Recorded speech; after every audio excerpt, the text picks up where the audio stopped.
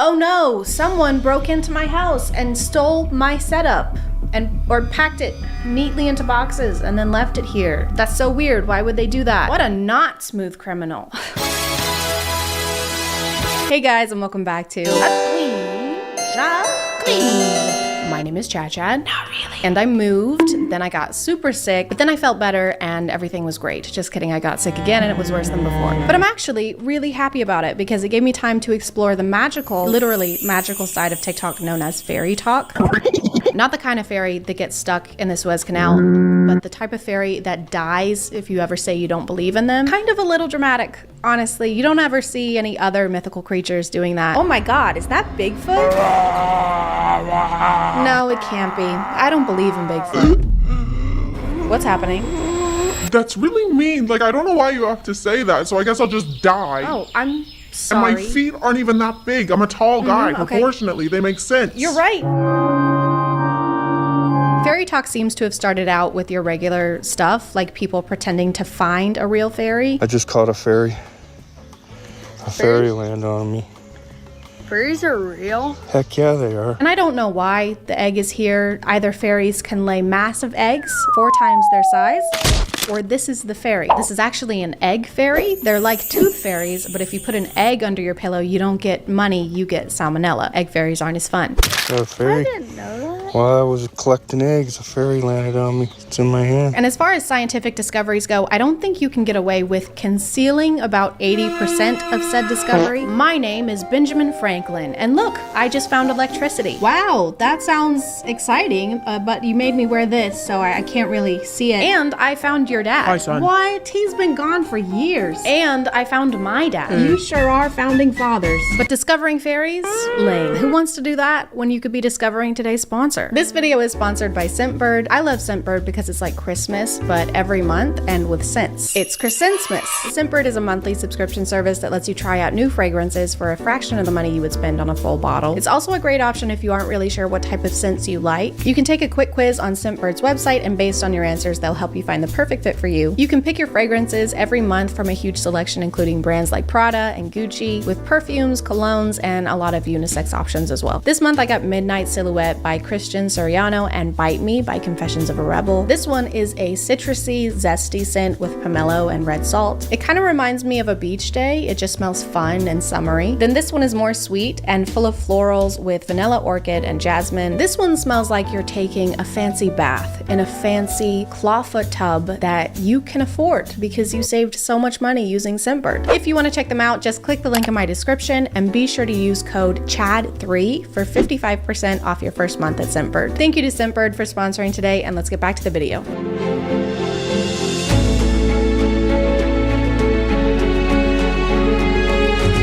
People quickly went from finding real fairies to wanting to be real fairies. And what are fairies known for, other than sprinkling unidentified powders onto kids that make them high or from the ground so that they can do meth?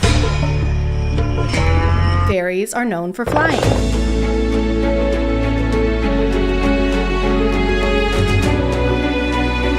So if you want to be a fairy, you have to learn how to fly, which is obviously difficult to do if you don't have a Red Bull. So when you first start out, your feet are only going to dangle a couple inches off of the ground, but that still counts. A couple inches still counts, don't worry.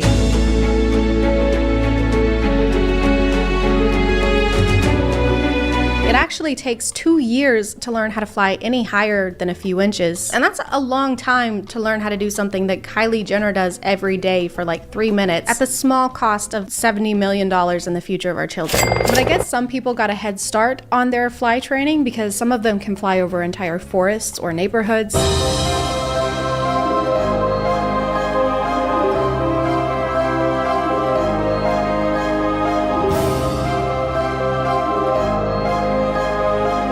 Very impressive and borders on having to check in with air traffic control. Runway 7, you are clear for takeoff. Copy that. Wait, hold on. There's a ferry crossing the road. The guy opens his door and gets shot and you think that of me? No, I am the one who knocked. Okay, you're good. The world building doesn't just stop at flying though, because some fairies can also have superpowers.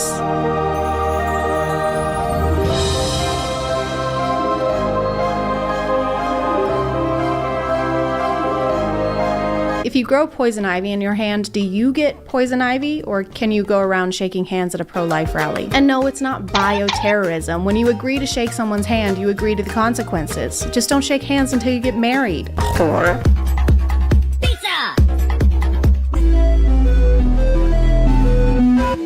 I've never been chased by a fairy hunter, but this seems like one of the times you would most remember you have superpowers. We're losing altitude. This plane is going down. Oh no, I can't think of anything at all that would help us right now. If only one of us had the power of teleportation and could zap us safely to the ground or something. Yep, that would be pretty helpful right now.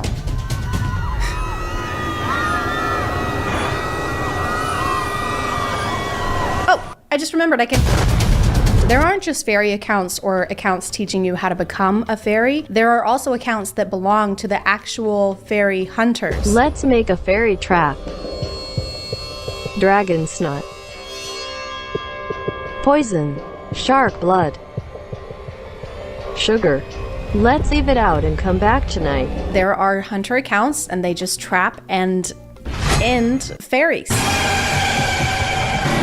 What, you thought you could become a fairy and wear pretty outfits and live in peace? How about I hunt down you and your entire family? Once again, a lot of these are kids, so I just want to make it clear that there is literally nothing wrong with this and they're just having fun. They're building a fantasy world community on TikTok along with collaborative storylines, and when you were a kid, you were making out with your hands. You were, not me. So that's really embarrassing. For you, just you. Luckily, some fairies have healing powers, or you can just make your own healing potion, but do you know who else knows how to make potions? The evil fairy hunters. Fairies, attention. When you are flying and see anything looking like this, don't drink it. It's fairy poison that fairy hunters made to trap us. This is good advice. I would just like to add that we shouldn't drink any strange liquids that we find in the woods. I'm also kind of questioning the hunter's skill in hunting if their plan was just to leave a teacup of poison around and hope someone drinks it. Here you go, Snow White. Oh, thank you. Just a totally normal apple with no poison in it. Okay, I trust you. And here is a teacup of poison. It has poison in it and it's labeled poison. You know,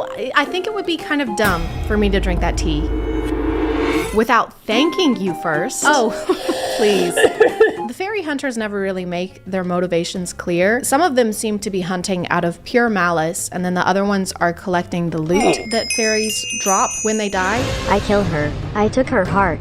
Here is her fairy necklace, 3 crystals, her ring, and the most valuable coin. I found crystals in a ring, possibly left by a fairy.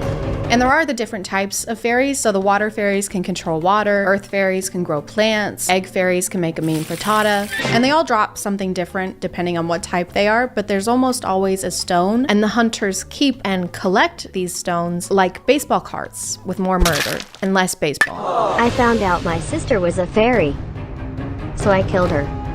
She was sleeping, so I was quiet. I took a knife. She was a rare earth fairy. I do feel like there are other ways to collect stones, maybe, that involve less bloodshed. There's all those nice people on TikTok lives that scoop up bucketfuls of stones out of rice for only $39.99. And that is kind of expensive. And shipping does take 30 plus days. And I might be Team Hunter now. The fairies finally have had enough, okay? The fairy hunters are being dicks. They're teaming up on them for seemingly no reason. I still don't really have a definitive answer on that. So it was time to go to war. There's a fairy draft, there's war uniforms, a date is decided upon, May the 13th, during which the war will commence and go out on war. I guess it was mutually agreed on, which was very accommodating on both their parts. What about July? No, that's not soon enough. May the 12th? Can't. I have a chiropractor appointment. Pull the wing. Okay, what about May the 13th? That sounds great. I'll see you then. Okay, kill you later. What was that? Oh, sorry. I said I'm gonna kill you later. So I was walking around until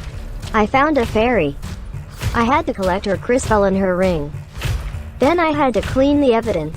It may seem like fairies would have the upper hand because they have a bunch of supernatural powers. Instead of just beating their enemies black and blue, they keep arguing on if they should make them black and blue, or pink, or blue, or make them pink, or make them blue. Or pink. Stop it! Then I had to clean the evidence. Fairy hunters may be kind of mean, but you can't say they're not tidy. We love environmentally conscious killers. Mr. Bundy, do you recycle? God, of course I do. I'm not a monster. Get back in the trunk. Get back in Ted Bundy's trunk. Get in there. What? Get back in the trunk. Yeah. Sorry. Everything turned out okay because the fairies did win, probably because they had an actual cause, unlike the fairy hunters. What do we want? We gotta kill fairies. Stop. Why do we want it? I don't. We just got it. All right. No, never mind. All right. When do we want it? May the 13th. But I am Team Fairy Hunter now. At $39.99 is way too expensive for one scoop. Wait, the stone fell out of my ring. Oh man. Guess I gotta go kill someone now.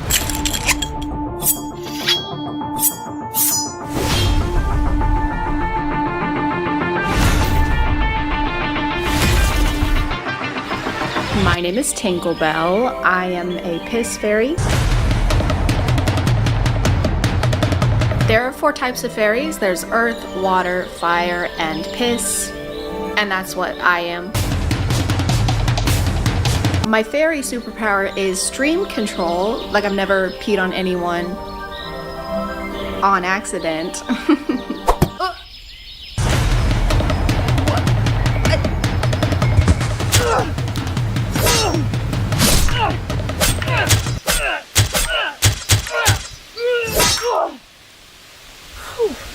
Oh, sweet. Kidney stones.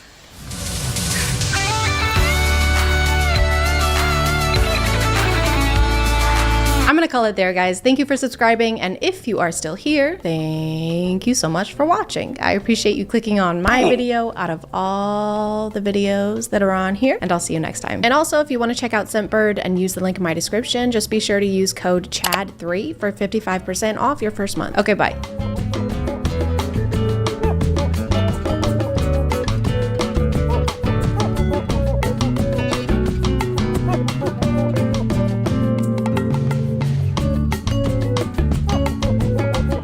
Hey guys, and welcome back to.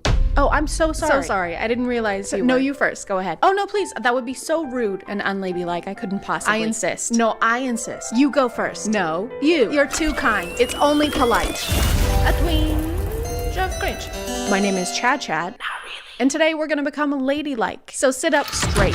Close your legs. You're not a jar of peanut butter, so stop spreading. Being a lady of refinement is a lot of work. It's not something that just happens. It takes time and dedication. With a great lady comes great responsibility. It is exactly like being Spider-Man. You have to coordinate outfits and have good hand-eye reflexes so you can move gracefully. And then you have to watch your uncle die, and that's probably the worst one, I think. The hardest part, though, is all the people telling you how to be ladylike constantly. When I was growing up, being ladylike seemed less about becoming well-mannered and more about adults having an excuse to yell at you over things that boys could get away with. That's not ladylike was kind of like saying that's not very nice, but only directed towards girls for doing normal kid things. Now, Timothy, what did I tell you about cutting off your sister's hair and then burying her in the backyard? To not do that? Very good. And Rebecca, what did I tell you about getting dirt on your clothes? But it's from him.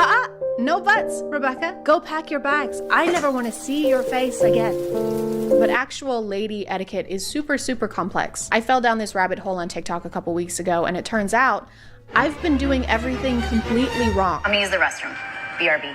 Okay, never say that when you are at the dinner table. It is bad manners and bad etiquette. You do not have to declare what you're doing, where you're going, or why. Because you are not a child. You are a lady. A child wouldn't say, BRB, I have to use the restroom. It would be more like, Mom, hey Mom, I need to go to the poop room to use the poop seat. It's a big one. Bring your chicken parm, because it's gonna be a minute. The best thing to say is just, excuse me, I will be right back. You don't need to declare or give an explanation. Not specifying where you're going kind of draws more attention though. If you say you're going to the bathroom, I'm like, okay, they're going to the bathroom. If you say, pardon me, I'll be right back, I'm like, okay, they're doing drugs in the bathroom. I'm gonna have more questions if you're acting like the bathroom is an unspeakable thing. Excuse me, just a second. Where are you going? To the, over there? The bathroom?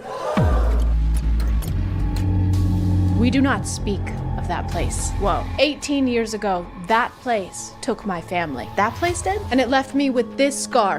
Wait, how? One day I will destroy that toilet. Oh, I already did that. What? Yeah, the Texas cheese fries did not sit well. Rejoice! Okay, the realm is free. We're finally free. How to exit a room. Don't turn your back. Say thank you, goodbye, and smile. Back out slowly. Facing the people in the room with confidence. Leave and keep eye contact until the door is closed again. Whenever you're leaving the room, make everyone feel a little distrusted. Just a tad. Make them feel like you suspect them of wrongdoing. Okay, I'm gonna head out now, guys. Okay, bye. Bye. See you Have later. a good one. See you tomorrow.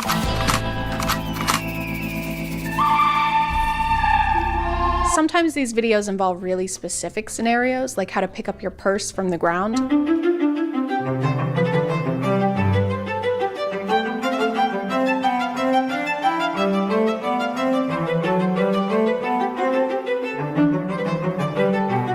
Or the most ladylike method, just leave it there. Don't even bend over, just cut your losses. I don't understand who this is for. I just don't know who's watching closely enough to be impressed by how you pick something up.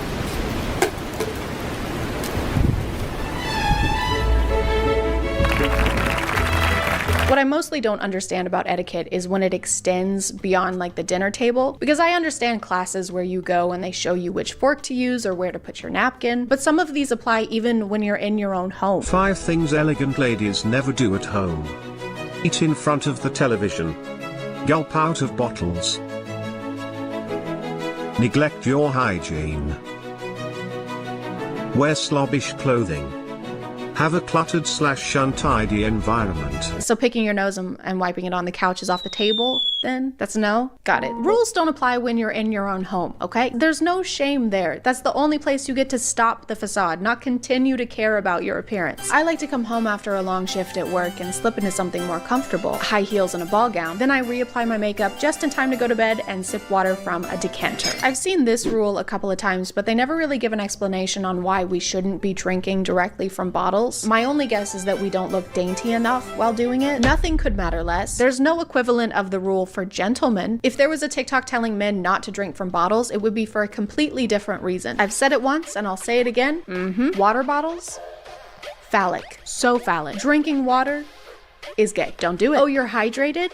How long have you had a boyfriend? What are you guys, like dating? Yeah, what are you guys, like happy together? Yeah, what? Are you two gonna get married? And what, like love each other till death do you part? That sounds awful. Yeah. I am so thirsty. I've noticed that sometimes there will be situations where being ladylike is more of a priority than basic safety.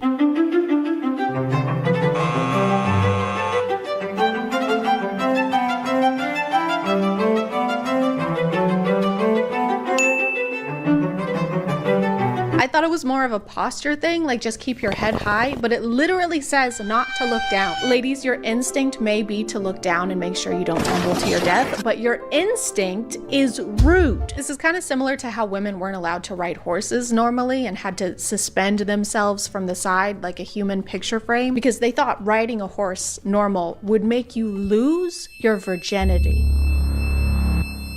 Ahem. Sure, you might fall off because you're kind of defying gravity, but at least you won't be a slut. There are just some situations where I think it's okay to throw etiquette to the wind. Like, do we still need to look elegant while we're in the ambulance?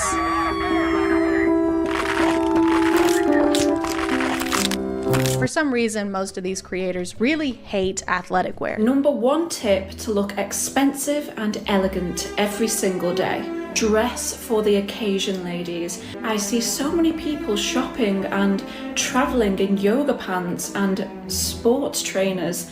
This just is not acceptable, ladies, if you want to look elegant and expensive. I was just recently on a plane in the back seat closest to the bathroom, and the whole time I was thinking to myself, man, I am underdressed. She says to dress for the occasion, but if you're wearing yoga pants and the occasion is Starbucks, then you are dressed for the occasion. I get etiquette as a hobby, like as something you're interested in, but this just has a lot of holier than thou energy. Not a lot of people have time to worry about looking classy at the grocery store, and they're not enforcing formal attire. Like the store greeters aren't there to make sure you fit the dress code. Hi, welcome to Kroger. Are those Crocs? Get the fuck out. Once your guests arrive, don't take them to the living room and offer them a seat before showing them the restroom first.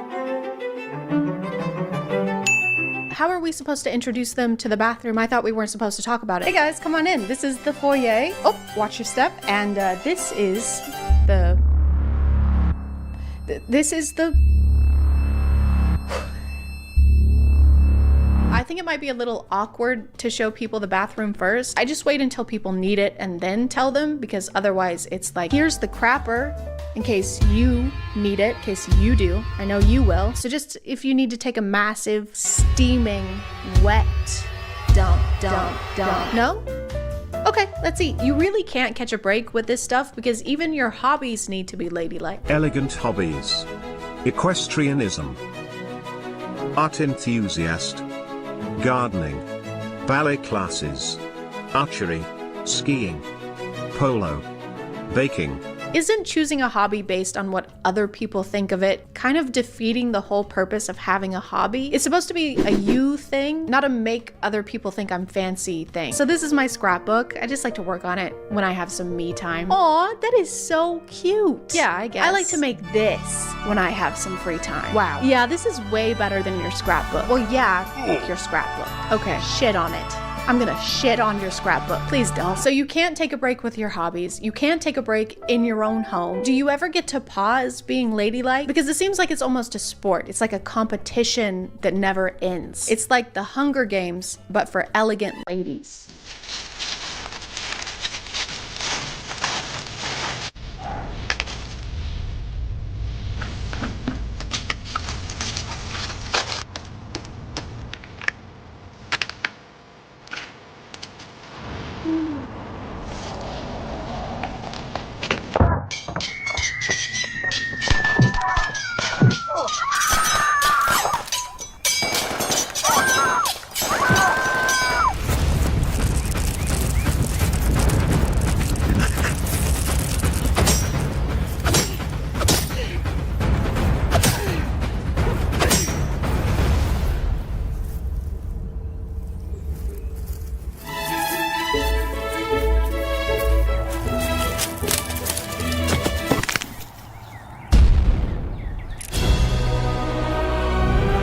Call it there, guys. Thank you for subscribing, and if you are still here, thank you so much for watching. I appreciate you clicking on my video out of all the videos that are on here, and I'll see you next time. Okay, bye.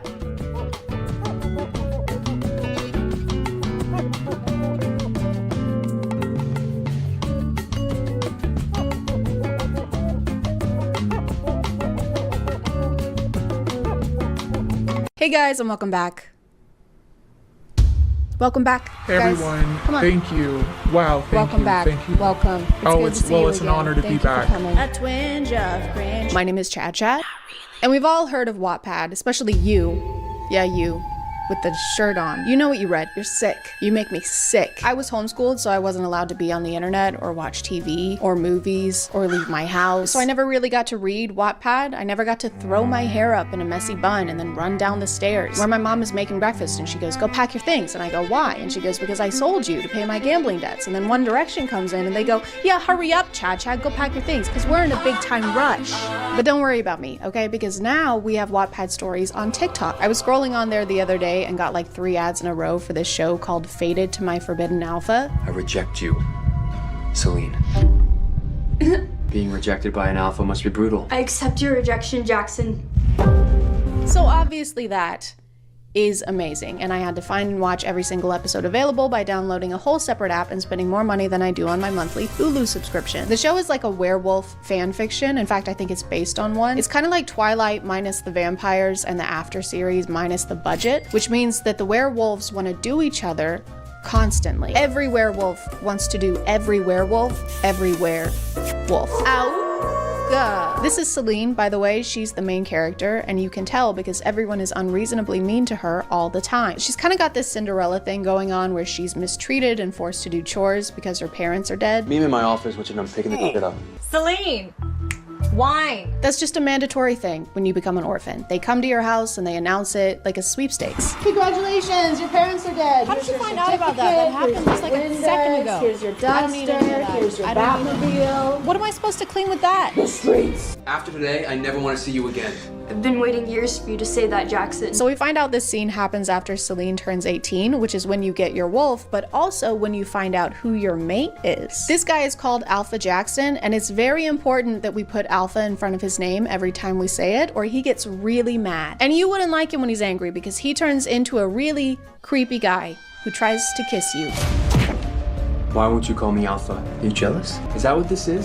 Okay, so I know what you're thinking. This is kind of familiar. Didn't Curtis Connor just make a video about this? And no, he didn't. You're kind of acting a little crazy right now. I don't know what you're talking about. This is the first video that's been made about this TV show ever on YouTube, so you're acting a little insane. You need to calm down. Also, me and Curtis, Creator Clash 3, let's go toe to toe, finger to finger. That's all I'm gonna say, okay? Enjoy the video. The first video about this TV show on YouTube ever, starting now. Go. Alpha Jackson and his fiance are horrible and mean to Celine. They make her bathe with a bucket. Where are you going with that? Just trying to shower. Not a bucket and a mop. Just the bucket. They also like to remind her she's an orphan, you know, just in case she forgot. Know your place, Celine. You're an orphan. Hey, when you're done wiping down that mirror, can you please remember that your parents are gone forever and you have no support system? I already did that this morning. Gonna need you to do it again, so hop to it.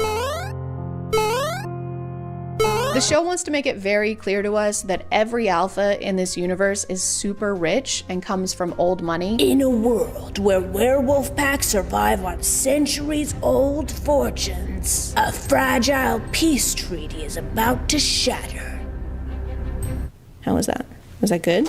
I don't know how they got their money since werewolves are burned by silver. So that's kind of like if Jeff Bezos was allergic to wire transfers. Ow! Ow! Stop sending me money! Stop using Amazon, guys. Please. Everyone has a title that precedes their name, so it's Alpha Jackson, Luna Tiffany, Orphan Celine. By the way, guys, Celine is an orphan. Don't forget that, please. And my personal favorite. Sorry for interrupting. This guy is named Beta Luke. We get to meet the alpha of another pack, Alpha Alexander, and we learn that he is coming. Just Alexander Kane, just RSVP'd. He's coming to your engagement party. Alexander Kane is coming. Hey guys, I think Alexander Kane is coming. It's just a suspicion I have, but I think that he might be coming. He's coming. Alpha Alexander comes to a party hosted by Alpha Jackson and his fiance where he gifts them a whole yacht and refers to it as pocket change. Alpha Alexander, you're giving us a yacht? Pocket change. Only the roughest, toughest alphas are fiscally irresponsible. He has no regard for financial planning. And he makes frivolous displays of wealth? Oh my God. It does get a little difficult to tell people apart when they have basically the same title. So Alpha Alexander and Celine realize that they are love mates, and so she's finally free of Alpha Jackson and his fiance's cruel, weirdly sexual treatment of her. Alpha Alexander sees Celine lugging a trash bag over her shoulder, and he's like, that's what I want. She's stinky, and I must have her. Tiffany tries to slap her again, Jackson tries to make her stay, and both times Alexander comes swooping in to save her, all heroically. We're leaving. No. He puts his jacket over her at some point when they're both inside and she's fully clothed, which I guess is a nice gesture, but it just makes the situation seem much more serious than it is. No one is ever gonna hurt you like that again. Here, put this on. You know, I don't think they gave me the wrong dipping sauce on purpose, so it's really okay. Put this on too. Plus, I'm fine with signature sauce. I mean, it's signature for a reason, right? I'm gonna take care of you now. Thank you so much. Throughout the show, the alphas have this impossible task of looking super cool in every shot, no matter what they're doing. Even if they're just coming into the room, they'll start leaning on something, or if they're sitting down, they'll do this hand thing. So this is my mate. Fatherless, motherless. Your parents are dead. And the camera angles don't always help them out with that. It's hard to feel intimidated when the camera is elevated and making the alpha's head 5 times bigger than his feet. If you ever touch my girlfriend again, I'll bite your toes off. I didn't. I just gave her some dipping sauce. You dipped her in what? No, not like that. I just mean, ow. We learned that Alexander is the alpha of the largest, most powerful pack in America. You are aware I'm the alpha of Nightwind, the biggest pack in the States, right? Of course. The alpha of Nightwind, the biggest pack in the States. I bet he's also packing the biggest wolf in the States.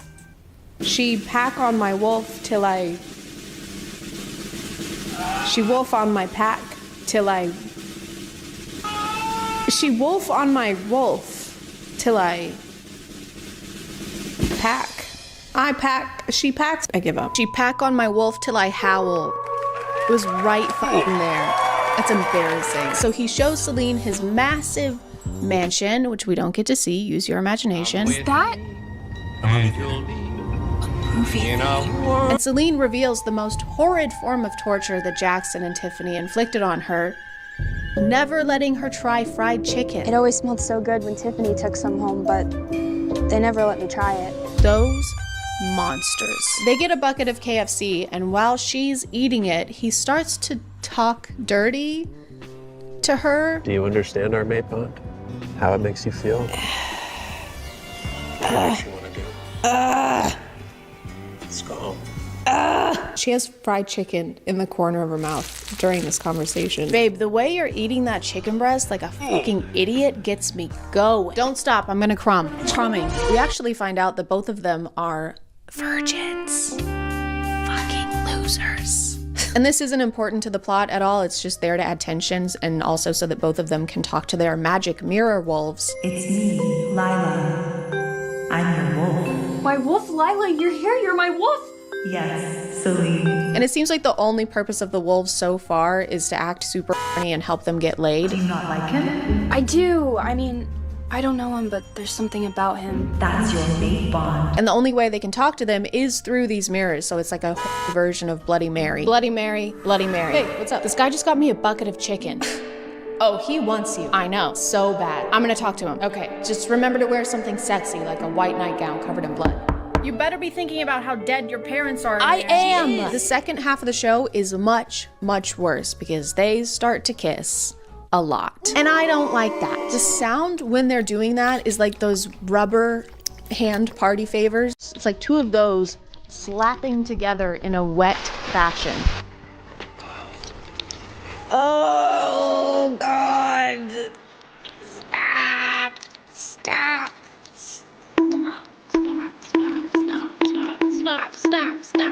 Stop banging, please. I missed your sense. The whole day. You're back. I swear to God, if she gets pregnant with a little wolf baby, I'm gonna lose my shit. Alexander has a sister and she only exists to ask the main characters questions to get them to talk about how they're feeling, but she was not the right character to choose for the types of questions they have her ask. After every night that they spend together, she'll come to Celine and ask weird questions like, How's Alexander? I know, bold question, but the rumors are just too wild. why is this dude's sister asking about their sex life to such detail? She's like, how many times? How long would you say? Stop me. Stop me when I get there.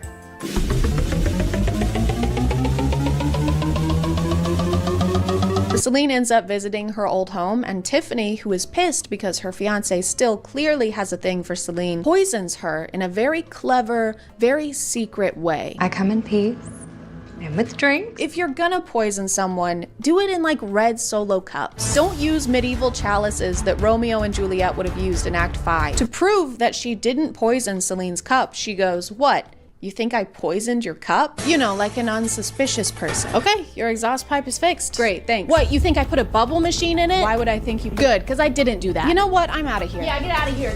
You need to stop throwing crazy accusations around. Celine cannot be tricked though, okay? She is sharp as a whip. She's not gonna fall for that. Just kidding, she does fall for that. She falls for that almost immediately. Alpha Alexander can feel his mate's pain through their love bond and comes to her rescue by finally transforming into a strong, terrifying wolf.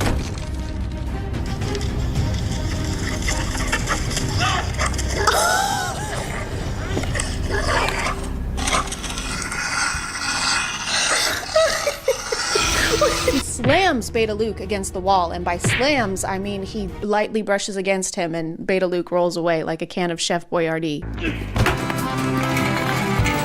They rush Celine to the hospital, and it's not looking good. We're trying everything we can, but you know what Wolfsbane does to a wolf. Oh no, don't sink down the wall, you're too sexy. Oh no, don't have a flashback to how you guys fell in love, you're too sexy. But she pulls through because she's actually also a super powerful alpha. Doctor? She has the blood of an alpha. Holy shit. And she has super powerful alpha parents. That's right, they were never dead. She was never a stupid, stinky orphan. She was just stupid and stinky. Alexander's sister is there when Celine wakes up, and she explains how heartbroken he's been since she's been unconscious. Just fought an entire war for you. Wait, the war's already over? I don't think he's eaten either. skill issue. Apparently, while she was asleep, all of the wolf packs went to war with each other, which we don't get to see. Use your imagination. So, Alexander went apeshit on Blood Moon and led the entire Nightwind army to attack the day you were admitted. Since she's a very powerful alpha, Celine can read everyone's thoughts now, and we first discover this when she and Alexander go to dinner to meet up with her parents. I want to strip Celine naked. What? Celine, we're gonna make so I can finally be inside. Ew!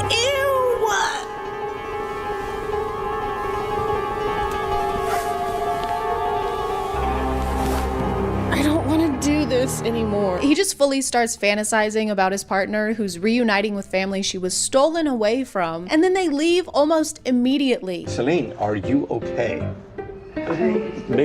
Maybe we should go home. You want to reunite with your parental figures. How about we reunite our figures away from your parentals? Look at the chicken, look.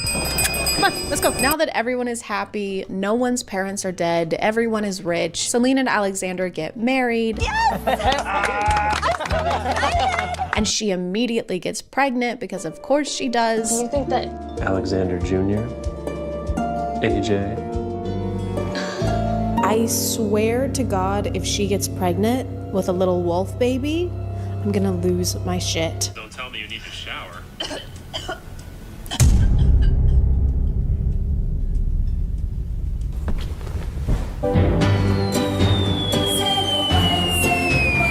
Honestly, guys, I know I've been talking a lot of crap, but the show is actually much better than I thought it would be. When I found out it was a romance and it involved werewolves, I was expecting a sexy wolf version of Where's Waldo. Werewolf!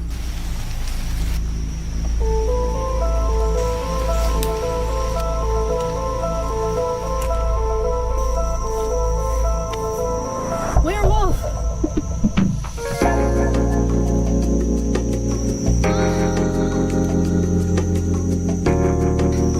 Oh yeah. There's Wolf. I'm gonna call it there, guys. Thank you for subscribing, and if you are still here, thank you so much for watching. I appreciate you clicking on my video out of all the videos that are on here, and I'll see you next time. Okay, bye.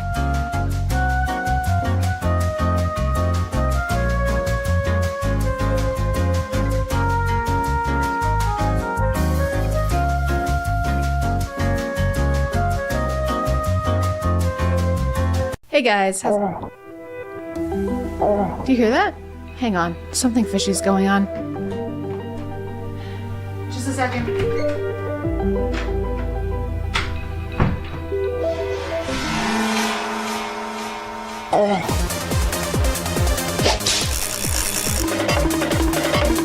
A clean job. My name is ChadChad. And today we're gonna talk about conspiracies. Is the Earth flat? Was the moon landing fake? Is Florida a real place? These are just a number of things that we may never know the answer to. Whenever something happens to people that we think is weird or we can't really explain, we like to make it up because conspiracies are like hemorrhoids. We all got them, right? I think we all have hemorrhoids, okay? When I was a kid, I had a theory that all of my toys could walk around and even talk to each other. And it turns out I was a really stupid kid. But the thing about conspiracies is that you can't be wrong. If you say that you think the sky is actually red and orange, which it probably will be soon, no one can tell you that you're wrong. Conspiracies are kind of like lying, but without the consequences. Unless you're a big fan of conspiracies and you disagree with what I just said, in which case what I just said was a conspiracy. The internet has led to an endless sea of theories. The butterfly effect, the Mandalorian effect, the Mass effect, and we're sick of those. There were literal UFOs flying around last week and nobody cared. We're tired of aliens. Alien? How about Ali out? Boo! Boo, boring, get the fuck out. Go. Leave. The best thing about TikTok and the worst thing about TikTok is that everyone has an opinion. So now that sea of theories, a conspiracy, if you will, has become a bigger, more confusing sea. I don't know if this is a conspiracy or not, but I heard there were a myriad of robots. The researchers were realizing that these things were getting way too smart. One of them somehow wasn't fully disabled, connects to a f***ing satellite, reassembles itself, starts telling its counterparts how to reassemble itself. The researchers come back in and these things killed all all of them. They claimed like 15 or 20 lives before they were able to be dismantled and turned off by authorities, right? Have you guys heard of this new conspiracy? It's called something. It's Avengers Age of Ultron. I'm not sure why, but the person listening to this thinks it's hilarious. They claimed like 15 or 20 lives before they were able to be dismantled and turned off by authorities, right? It doesn't really match the tone of the story. And then the murderous robots burst through the door and slaughtered all of them. I know. The story always kills. Now that we've moved on from aliens, we finally have time to talk about more interesting things, like doors. If giants aren't real, who built this and why?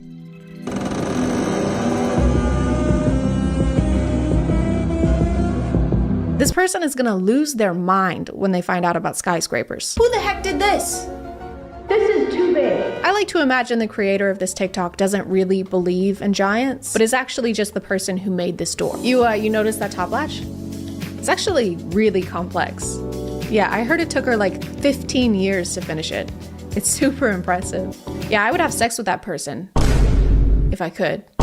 But it turns out the real giants are busy protecting our entire planet. Is down there. Giant monsters.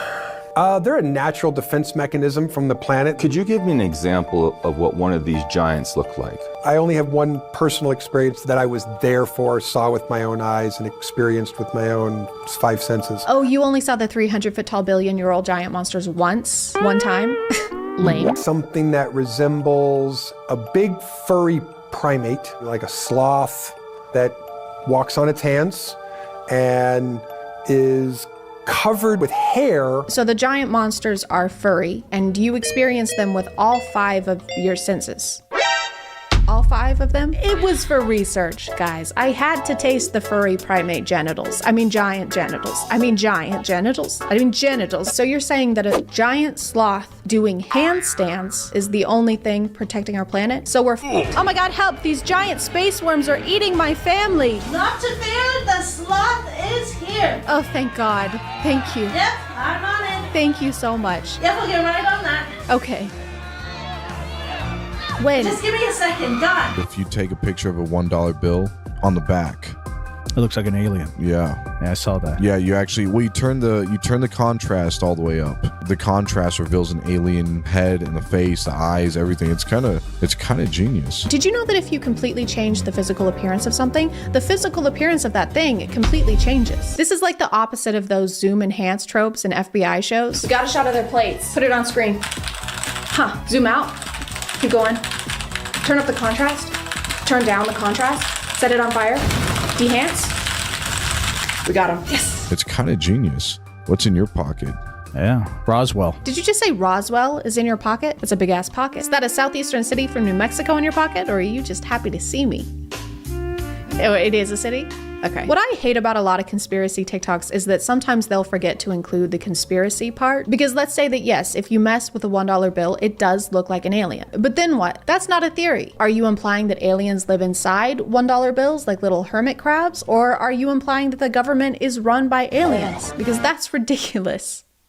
Everyone already knows that. Okay, so here's a $1 bill. I'm gonna see if we can find the alien that lives inside of it. Oh my God, you guys, look at that. Guys, they live among us. This video has been going around on social media of a man who found a mosquito with the number 38 printed on its body. And then the next day he found another one with a different number printed on its body. And of course, there's been a conspiracy. Maybe the mosquitoes just like getting tattoos. Did you think of that? What, because they're parasites, they aren't allowed to express themselves? Plenty of parasites have tattoos. Just look at Jeffree Star. I'm not a scientist, but I feel like this is a pretty common thing. We also track like bees and lobsters. We just put numbers on them so we can track their every move and study their behaviors and see where they are and what they're doing. And spy on them without their knowledge. And I think that, guys, I think we're the aliens. The mosquitoes probably have documentaries about us.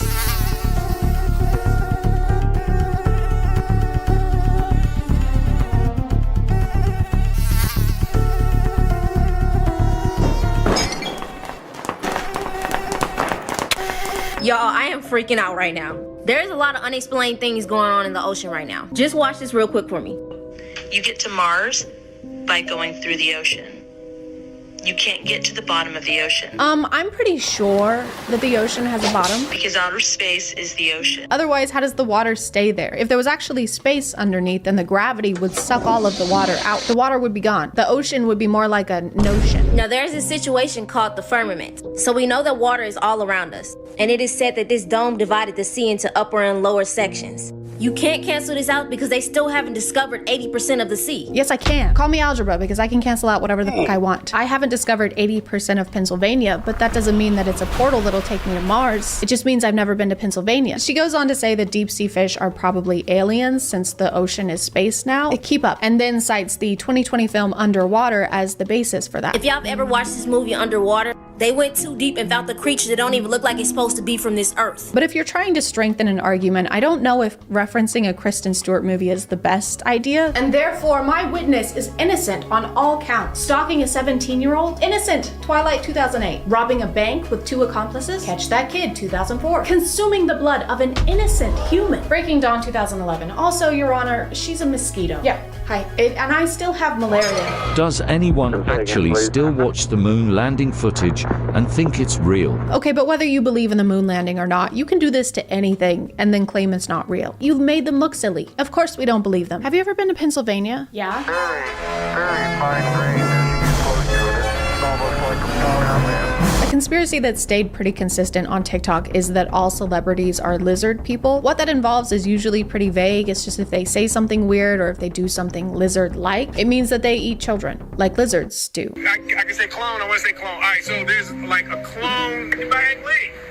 Right. When it comes out, let's get a selfie real quick. Let's hop in for a selfie. Of course, it's shown through the form of joking to make the average mind automatically assume it's a joke, even though it was never stated to be a joke or a lie. Reverse psychology. I don't think this is reverse psychology. Reverse psychology would be if Will Smith posted a TikTok like, "Hey guys, just want to let you know I am a reptilian shapeshifter. It's true. All of your theories are correct. I can control minds. Well, in fact, I'm doing it right now. Do not watch Gemini Man in theaters December 11th, 2019. That would be a terrible idea. In fact, I forbid you from seeing it. That is the worst thing you can do. If you leave your house on that day, you will die. I will kill you." These are disturbing facts about the Teletubbies. When I was little, I loved the Teletubbies, but looking back, it was pretty creepy. The giant sun in the sky that has a baby's face, and the fact that their mom is a vacuum cleaner, and there are some conspiracies that think that the baby sun in the sky is actually a demon, and that the mom vacuum cleaner is actually one of Satan's helpers. That part is true. My cat also thinks that the vacuum cleaner is Satan's helper. I don't understand why out of all the shows from the 90s, the Teletubbies is the one we're worried about. Why? Because they're 10 feet tall and have Furby eyes? Giant suits made out of felt was just the formula for shows in the 90s, like Barney the Purple Dinosaur, aka the world's first furry. And do you remember Big Bird? That was 1000% a demon. What if we have a giant bird with dead eyes and a gaping mouth teach kids about the US Census?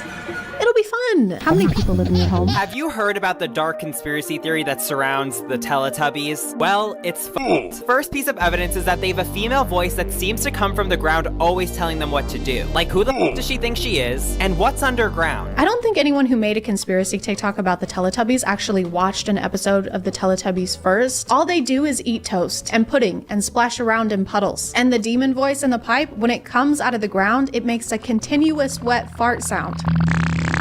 What's that, Satan? You want me to eat breakfast foods and frolic around in a field of flowers with 3 of my closest friends? Satan, that sounds like shit. I actually did watch an episode of Teletubbies for this video, and it was kind of weird. It wasn't really how I remembered it being, but here, I'll just show you.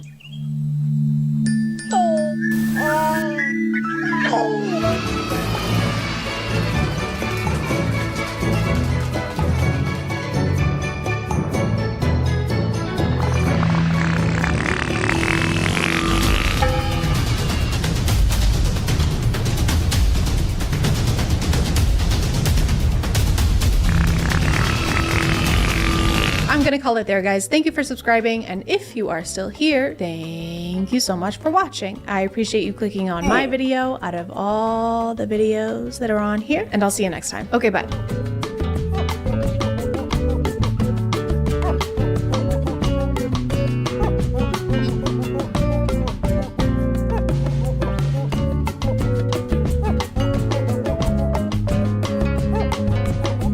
guys, and welcome back to My name is ChadChad. Not really. And there is a new show on A&E, the same network that brought us such bangers as Dog the Bounty Hunter, Storage Wars, and Billy the Exterminator. I've got to take every shortcut I can.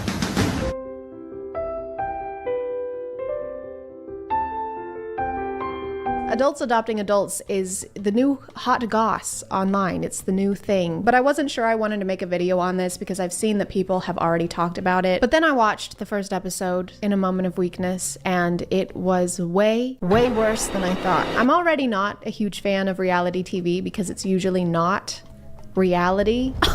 Kang just cheated on me. Oh my God, seriously? I am going to end his career. Oh.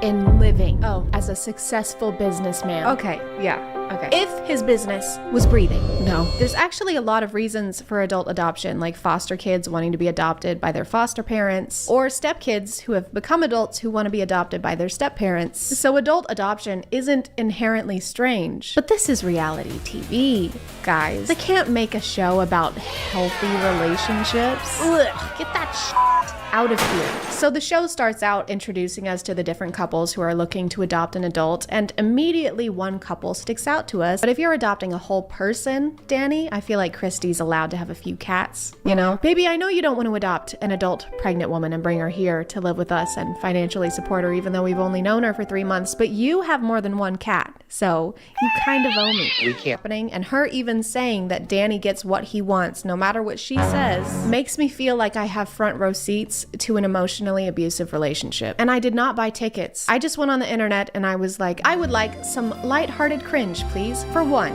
thank you. And then the ticket person kicked me in the head and said, actually, you. You're gonna feel really sad now. No. And also you're gonna really hate Danny. Who the fuck is Danny? That ticket will be $8,000. Throughout their entire introduction, Danny constantly references a father-daughter relationship and talks about how much he wants to be a father figure for Eliana. Christy, you don't deserve this. I will adopt you, okay? You can come live with me. You can divorce Danny. You can have as many cats as you want, and I'll even let you keep your deodorant in the fridge. I don't know why you would want to put your deodorant in the fridge. Maybe Danny wants his pits to be so chilly that Kevin Malone would drop them on the floor. I am very concerned that I may steal the Declaration of Independence. I mean, this is a sensitive topic.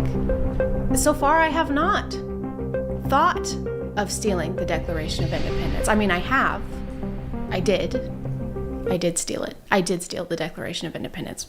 What was the question? What's your favorite type of ice cream? Oh, yeah, so like soft serve, froyo, fellatio.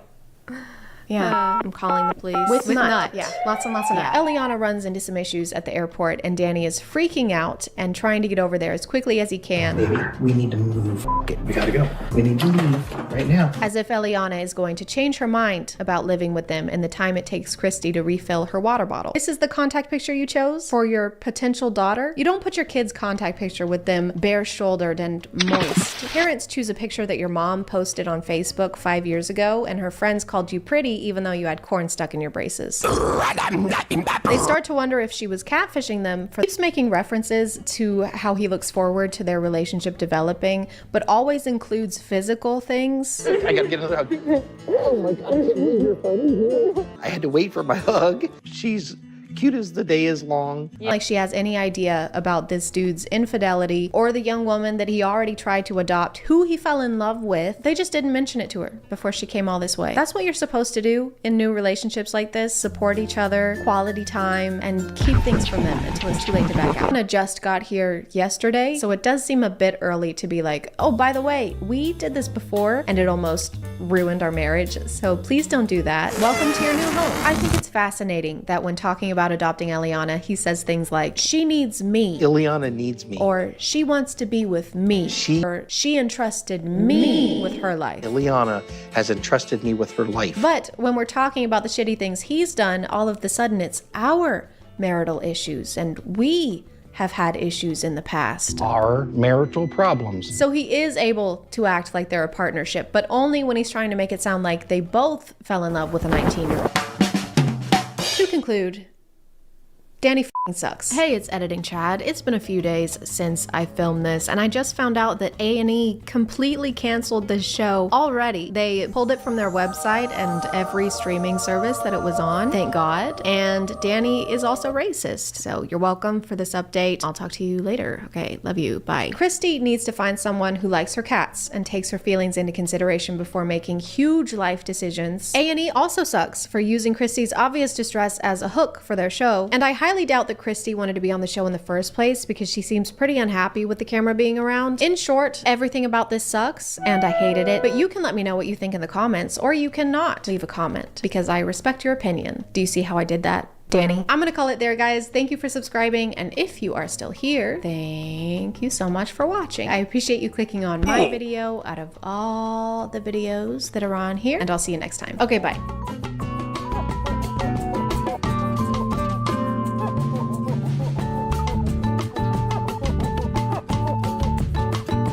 Hello. Today I will be learning how to box from a very special guest, Jake Paul. Jake, why don't you say hi? Hey ChadChad, it's an honor to be here. Well, Jake, it's an honor to have you here. Why don't you tell us a little bit about what we're going to be doing today? Sure, well first I'll be showing you a little strategy I found to be very successful in winning fights. If done correctly, it has a 100% success rate. That's incredible, Jake. That's an is. amazing achievement so early on. It is. In your career. Congratulations. Thank you. Yeah, thank you. It really is. Okay, well, I guess I'm ready whenever you are.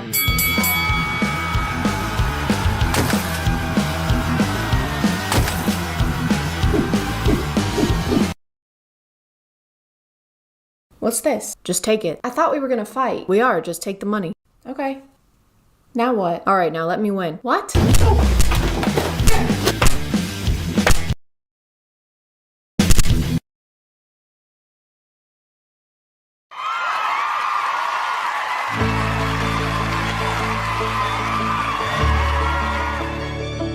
Hey guys, and welcome back to A Twinge of Cringe.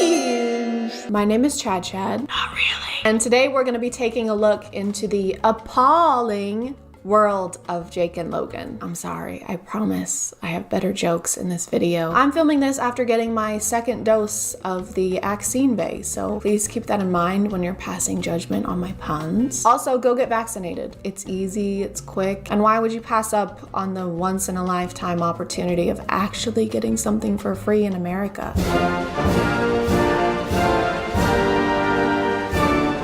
I think if you're on the internet, you have at least some knowledge of Logan and Jake, whether it be voluntarily or against your will. If you're like me, it's the latter. Most of what I learn about them is through news articles, because if there was an award for YouTubers most in the news for doing bad things on both a YouTube and real world standard, they would get it. They would get the award for that. Hey, will you take a picture with me? Sure. I'm not kissing you. Like two very problematic grapes departing from their cluster, Jake and Logan came from Vine, and with the YouTube platform just waiting to be Concord, Enough! they made their way into internet infamy. Where's all my middle schoolers at? Oh my god, they're self-aware. Elementary school? Oh my god, they're so self-aware. One of the first things I heard about them after Vine shut down was during that era on YouTube when almost every channel was reacting to the music video It's Everyday Bro, which had more flow than a Progressive commercial and was posted 4 years ago. 4 years. 4. There were so many videos posted about it that I don't think there's anything left for me to contribute in 2021. So I'm gonna move on to their more current content. Jake is obviously a professional boxer. You know, his brother is a lot more talented, has a larger following. Those type of things. That's like calling Kylie Jenner Kendall Jenner. Like, doesn't matter. Still a compliment. You ever whoop your ass when you were the little brother? That was a question, Jake. You're supposed to respond. I just don't care about your questions. 50 people want him to win, 50 people want him to lose, and I was shocked because it's got to be like 90-10. Pretty amazing how many people don't like you. I actually kind of find it pretty impressive, your ability to be disliked. Because Dylan wouldn't sign a contract. Well, I'm trying to wait for you to stop talking. Okay. Bro, you were 36. So a lot of his content is related to that. But there is this. This was posted end of last year. And this looks good. I bet it's great. Ladies and gentlemen, thank you all for coming tonight. Let's give it up. Welcome to the first annual training camp talent show. Hi, I'm D-Cut and I reside from Los Angeles, California, and tonight I will be showing you guys some of my great tricks. It is going to be called the Ice Hole Challenge. I'm going to squeeze ice in my hand, and when I open my hand, it will not be there. So you mean like you're gonna hold an ice cube until it melts, and that's your talent? Amaze a woman. We have to retreat. The aliens are too strong. We're losing a lot of people. Don't worry, okay? We still have Melt-A-Cube. Hey, I'm Melt-A-Cube. What the hell is he gonna do? Well, I think it's pretty self-explanatory, Llama Girl. He's gonna melt a cube, watch. Yeah, so I just... Oh no, they have Melt-A-Cube, guys. We gotta go. Oh my god, it's working. They're running away. Thank you guys very much. Thank you guys so much. Sit down, sit down. The haters will be there.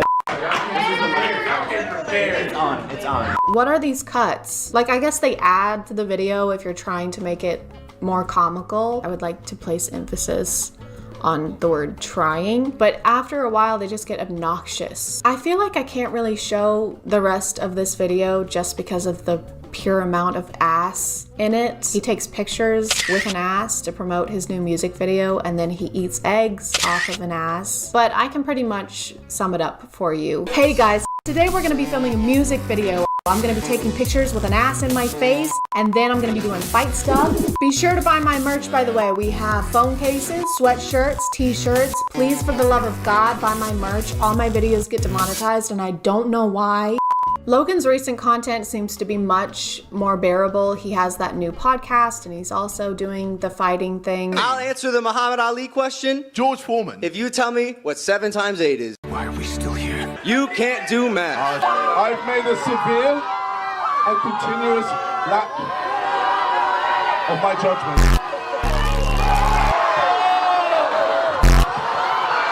Very low right Your now. hands are shaking. Nope. Your hands are shaking and your fingers are small. Okay, well. That probably has something to do with him getting a new PR team and or manager after a little something that happened in 2018 that rhymes with ilming a lead dotty. I've made a severe and continuous lapse in my judgment. In more recent controversies, Jake and his squad were seen looting a mall in the midst of last year's protests, where Jake is on video saying, Hey yo, give me a free cologne.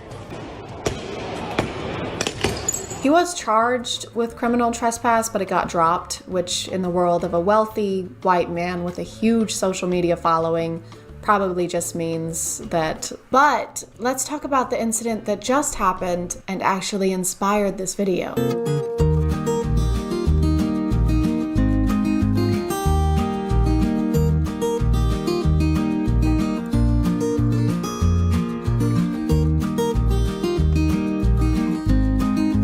The stuff I've read about this mostly uses Jake's name, but I think it's safe to assume that Logan is driving the other golf cart, considering he's the one who lives in Puerto Rico. It also says they're launching an investigation, but I think we all know how that's gonna go. Hey, you can't do that. That's bad. Is it though? Excellent point, Mr. Paul. Have a great day. Jake's defense, of course, has been that he didn't know you're not supposed to race golf carts on the beach and that it's turtle nesting season, and I'm sure there are 0 signs or guidelines on the beach that would have educated him on that.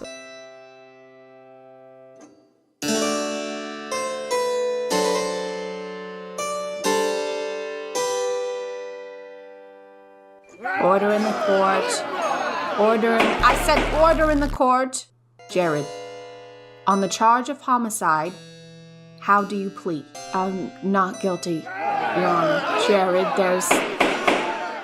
there's a video of you committing homicide against Mr. Douglas. Oh yes, but Your Honor, you see, I didn't know that you're not supposed to commit homicide. Be that as it may, Jared, there was a sign next to Mr. Douglas clearly stating not to kill him. Yes, well, I didn't see that sign. Well, why didn't you say so? Case dismissed. I think the Paul brothers are like those boisterous teenage cousins that show up to family events and do the most reckless shit, but are instantly forgiven and never see any consequences from their parents because they're just boys being boys and having fun. But the world is not your parent, and it doesn't have to continue to forgive you over and over again when you do stuff that you should have known not to do. And if you're too clueless to function or to meet societal expectations of decency like you claim to be every time you do something wrong, then maybe you're too clueless to have the audience that you have. I'm gonna call it there, guys. Thank you for subscribing, and if you are still here, thank you so much for watching. I appreciate you clicking on my video out of all the videos that are on here, and I'll see you next time. Okay, bye.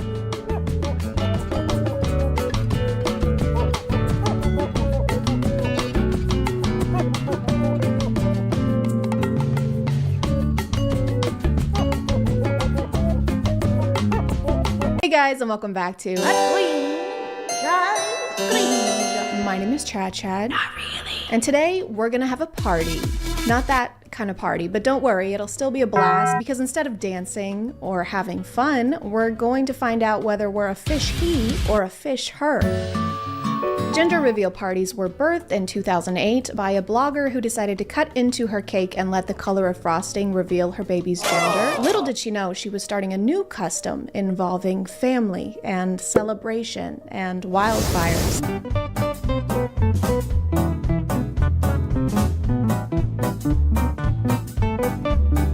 This is actually the TikTok that inspired me to make this video. It went so viral that literal news outlets started writing about it. I mean, it's just her first thought is to go hug him, and then all of the boys basically body slam her. But they do eventually include her. Like this guy towards the end hands her a phone, like she's a stranger at Disney World. Hey, you don't look busy. Can you take a picture of us? We just found out he's having a baby boy. I know, I'm the mom. I'm the pregnant one. Oh, no way. Wow, it is so nice to meet you. We've met before. Anyway, just make sure it's in portrait mode. Unfortunately, this is not an isolated incident because I found another gender reveal party where the same exact thing happens.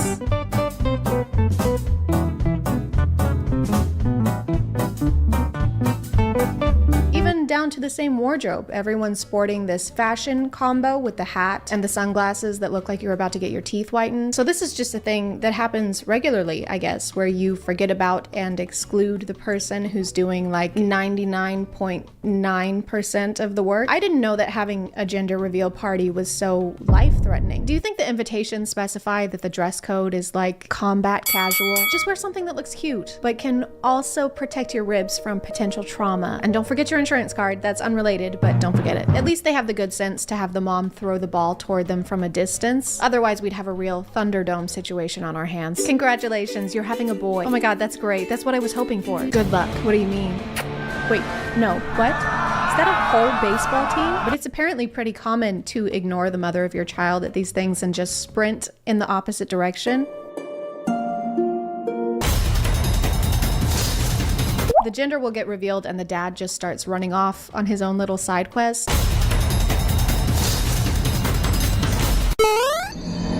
Which there's nothing wrong with. I mean, they're just excited. But sometimes you can see the mom in the background, arms open wide, chasing after him like, wow, I'm so happy. Where are you going? Maybe just a squeeze. This is kind of important.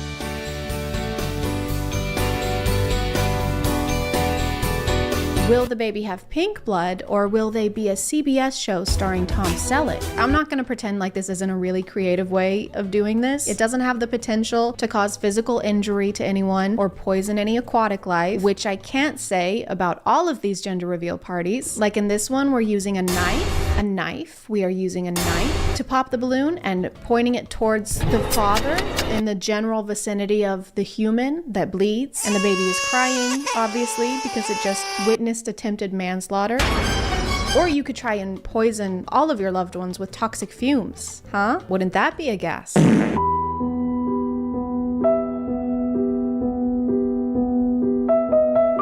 I can't wait to find out what the baby is. Good. Wait, what do you mean? What the fuck? Then there's this one where there's not even an attempt to not litter. You know what, Mommy? I'm a girl. I hope that makes you happy. I always want to make you happy.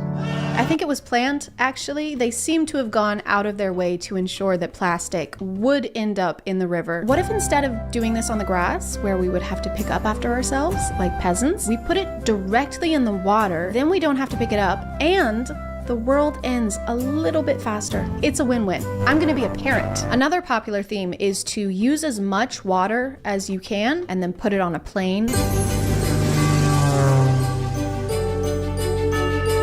As far as I can tell, it seems to be some kind of competition to see how much water you can waste, and you have to log in how many gallons you used each time you have a gender reveal party. And if you win, they show up to your house with a big check and balloons, which you will throw in the ocean, we hope. Or if you're feeling bored, you can simulate a tsunami just to feel something.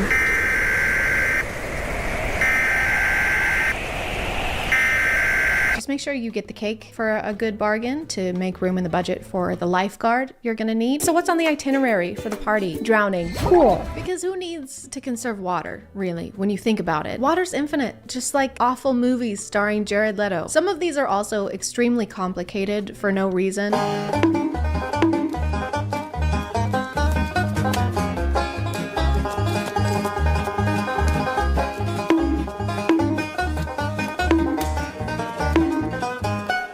Like the more steps involved in the reveal, the more gender you get, I guess, just in case you want an extra scoop of gender with your gender. Okay, so you're gonna open that box, okay, and then you're gonna pop each of those balloons individually with a spoon, okay, and then when the balloons, they have legs, start running at 30 miles per hour, which doesn't sound that fast, but Usain Bolt can only do 27.3, and then you're gonna can you just tell me what genitals my kid is gonna have? Or you have others where you build a wall just to demolish it, like an episode of Extreme Makeover in reverse. I know this is probably the dad, but I like to think it's a service you can purchase. Like you can hire a guy on Craigslist just for this purpose. He has to email you a resume detailing his experience in breaking walls. From 2009 to 2012, I personally mediated and oversaw a team of one. Just myself, having some pretty bad anger issues. Then 2012 to the present, I have been working as an understudy for the Kool-Aid Man. I guess this one isn't really a problem as long as we don't let him volunteer for Habitat for Humanity. You made me a house? Yes, I did. Thank you so much. This means a lot to me. You're so welcome. Why are you putting on a helmet? I'm sorry. My wife's pregnant. What does that have to do with Cannonball?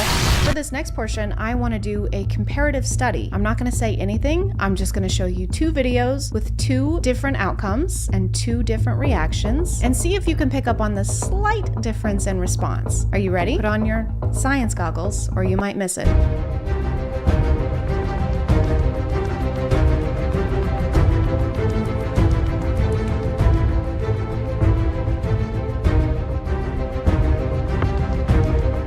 Did you see it?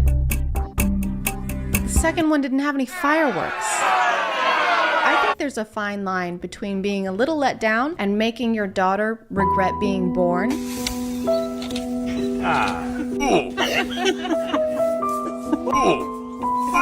Okay, the second and third time, did you really need to go on that long in front of your other children who are girls? I can't believe we have 3 daughters.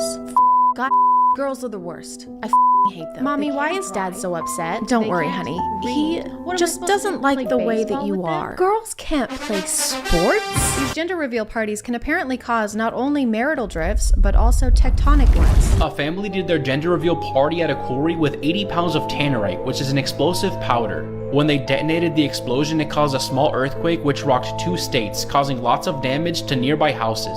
I think we're almost at the point where we need to start adding these to the list of natural disasters. We got droughts, hurricanes, Everlay, Leelay's gender reveal. Can you imagine having to explain why you're in prison after this? I killed a man, and his mom, and his dad, and his entire family. Well, I made a girl bomb. I I feel bad for the kid though, because they're gonna have a complicated childhood if this is the length their parents went to for just the gender reveal. I'd be terrified to go to their wedding. Do you, Chad, take Chad to be your lawfully wedded Chad? Yes. Mom, stop it. Put that down. Thank you. I do. Mom, no. No, stop it. Put that down. Stop. Bad mom. There's so many different ways of doing this without endangering the entire state of New Hampshire. And some people do all of them and just go all out. They have the balloons, plus the fireworks, plus the smoke. Some of them even have their own soundtrack.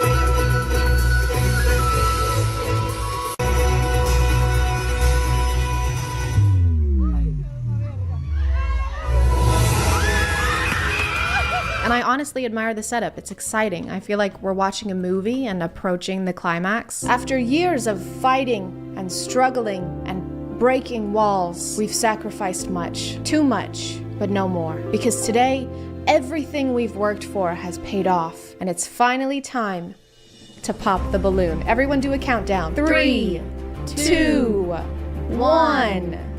Oh my God, it's a pollution. Oh, wow. I had a hunch. I just knew it. I had a feeling. I'm gonna call it there, guys. Thank you for subscribing. And if you are still here, thank you so much for watching. I appreciate you clicking on my video out of all the videos that are on here. And I'll see you next time. Okay, bye.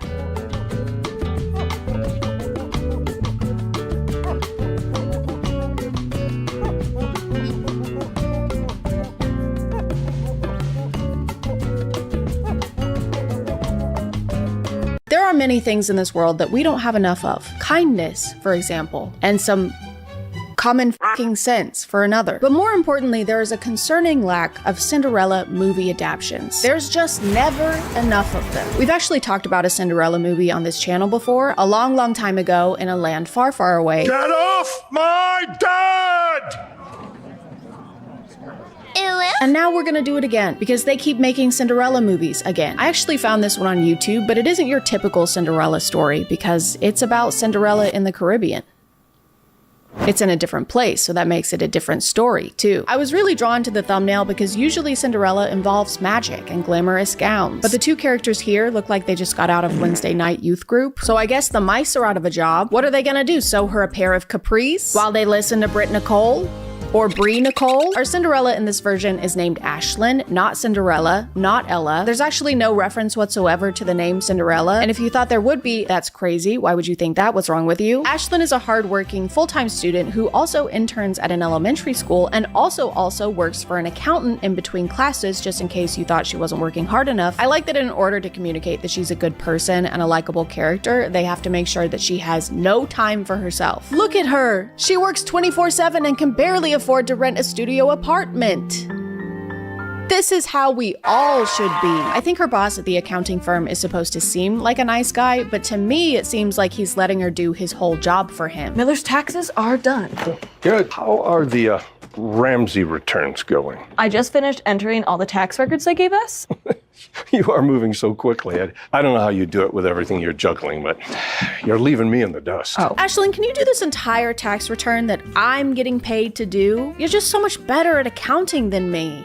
Me, the accountant. True to its source material, the movie does have an evil stepmother, and she does wear purple eyeshadow. That's how you know a female character is evil, if she wears purple eyeshadow. She also might be Andrew Tate in disguise because she has a very visceral reaction to Ashlyn offering her non-sparkling water. Can I get you something to drink? Oh, something bottled and sparkling. I have tap water. Ew. Which would make sense since they're both known for treating girls like servants. Her stepmom is having a destination wedding and really wants Ashlyn to come, which is confusing because up until this point, her stepmom has apparently wanted nothing to do with her, but she refuses to take no for an answer. Do you know how much tuition costs? I have to work, so I'm able to afford. What have I paid for your tuition? She's even willing to pay thousands and thousands of dollars in tuition so that her stepdaughter, who she hates, will come to her wedding. She explains that family is important to her fiance, and that's why she wants Ashlyn to come so that she can meet him and his son, which actually explains nothing. That's not a good enough reason to take on a massive financial obligation. All of this could have been solved with a single FaceTime call, Miriam. That's the stepmom's name, Miriam. I forgot to say that. Ashlyn finally agrees to go, but only after her stepmom pulls the dead dad card. Wouldn't your father want you to do this for me? Wouldn't he want you to support our family? Come on, Ashlyn. Wouldn't your dead dad want you to come to my destination wedding? Wouldn't your dead, buried, and I can't stress this enough, deceased Papa wants you to drop everything in order to spend time with me, a person who doesn't treat you very well? When she gets to the Caribbean, Ashlyn finds out that her stepmom got first-class tickets for everyone except for her, and that they left her at the airport. This is Miriam Vanderbilt. Please leave me your information so I can return your call. Ciao. So her stepfamily is mean to her right out the gate. The airport gate. Just a little gate humor for you. Didn't want to gatekeep, wanted to gate give. You know something else that shouldn't be gate kept? Is today's sponsor. Bombas for sponsoring, and let's get back to the video. Her family is staying in this super nice villa, and Ashlyn is forced to stay in a room that everyone else acts like is gross and insulting, but really is just a normal looking room. Mom thought you'd feel at home in this room. Thanks. Whoa, this room is cozy. Is it one of the housekeeper rooms? We meet her step-siblings, Jerry and Fiona, and all you need to know about them is that they are stupid. They are very dumb, and they don't know anything at all. I'm a sports statistician. You misspelled statistician. Whoops. They also immediately start treating her like she's a servant. Dinner will be ready soon and the table needs to be set.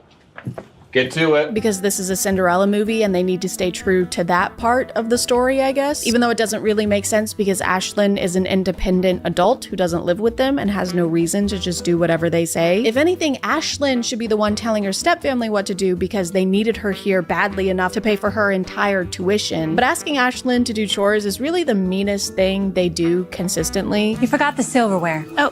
This won't do. Ashlyn, clean out the pool, will you? It's not like they're locking her in a room or anything, which again, when you consider that she's getting her entire tuition covered, that doesn't seem like that bad of a deal. Ugh, I can't believe I have to take out the trash like twice while I'm on vacation on a beautiful island in exchange for not having to take out student loans. God, I hate my life. We finally get to meet our Prince Charming, but instead of ruling a kingdom, he's ruling the grill.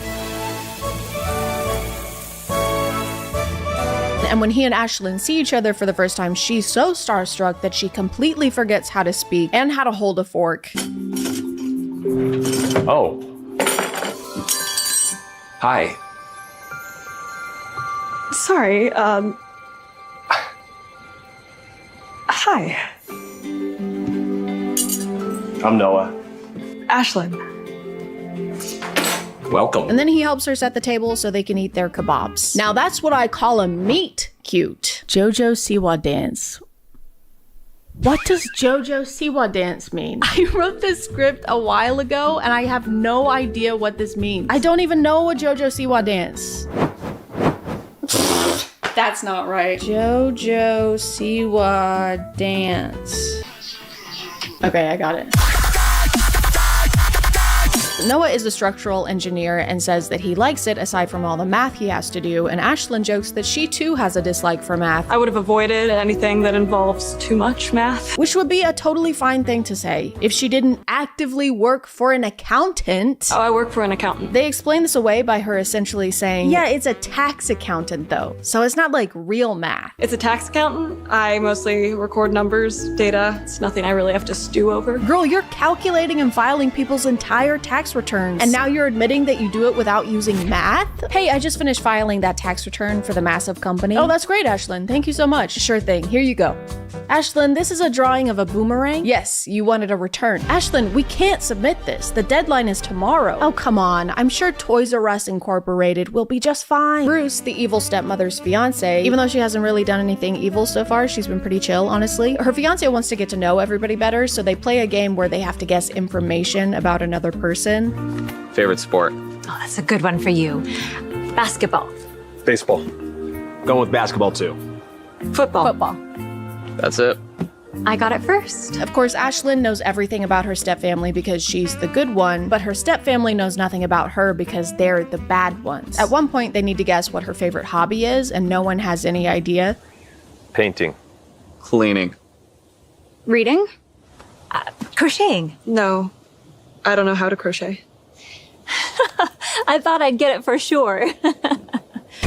So Prince Noah decides to guess fishing. I know what mine would be, so I'll go with that for a shot in the dark.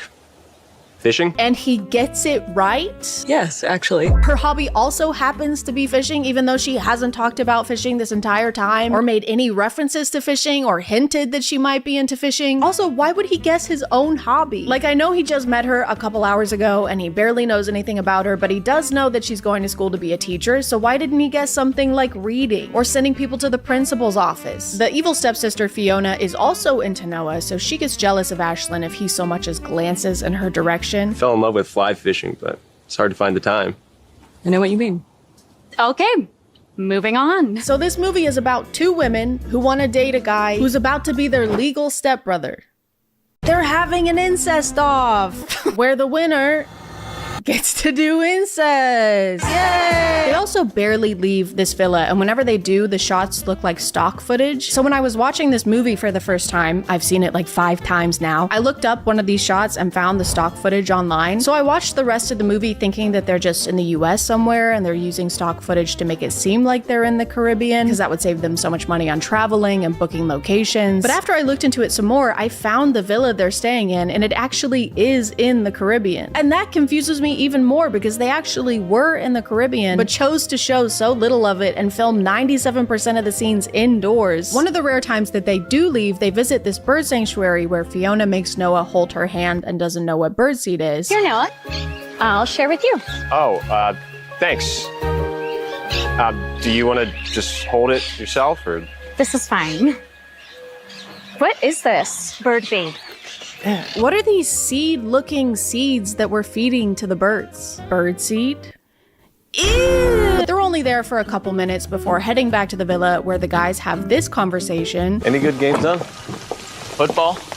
Excellent. This sounds like an exchange between two aliens pretending to be human men, but neither of them know that the other one is an alien. Did you see the sports game last night? Yes. Sports. Excellent. Egg salad. Egg salad. A recurring bit in this movie is for characters to not know what something is. For example, Bruce, who is in his 60s, has apparently never encountered a bakery before. We're leaving for the cake place. The bakery? Yes, that. The wedding bakery or whatever they call it. Oh, okay. Oh, they give samples too. Yeah, Bruce, that's the whole reason you're going. You know, to try cake for your wedding? Does he know he's getting married? Has anyone told him? While they're at the bakery, Ashlyn and Noah bond over a very deep, very layered conversation. Wish this had more frosting. Really? Yeah, I prefer a 1-to-1 ratio of cake to frosting. That sounds delicious. Horrifying. You can't taste the cake with all that sugar. Well, that's why you also have fillings. That part sounds good. This conversation about cake goes on for 3 minutes. I am not kidding. I love a vanilla cake paired with passion fruit. Well, I'd love for this scene to end. Holy fucking shit. Throughout their trip, Ashlyn's stepmother is constantly pulling her to the side and telling her she's doing something wrong, like she's not smiling enough or she's talking to Noah too much. You're not being very nice. What do you mean? I don't want Bruce feeling like you're against this wedding. I'm not. Then stop being so morose. You need to watch yourself. Why? You're here to be a part of the family, but don't get too comfortable. Like with Noah. She also tries to exclude Ashlyn a couple times so that Fiona and Noah can spend more time together. In fact, she's actively trying to help Fiona get together with Noah. Do you have a crush already? He's gorgeous. You can't blame me for noticing. Give it time. Maybe don't do that. Maybe if one of the roadblocks you're hitting while trying to woo your crush is that they're about to be your legal step-sibling, you shouldn't be giving it time. You should be serving it. The next roughly 15 minutes of the movie is dedicated to the family going on a boat. We get to watch them have the idea to go out on the boat and then ask who else wants to go on the boat and then hear everyone's reasoning for why they don't want to go on the boat or why they do want to go on the boat. And then we watch them go fishing on the boat while they talk about other times that they went fishing on a boat. And then they take the fish that they caught while they were on the boat back to the villa and they talk about how they're going to prepare the fish for dinner so that they can eat the fish and talk about being on the boat. Fiona sees Ashlyn and Noah walking on the beach and gets very upset.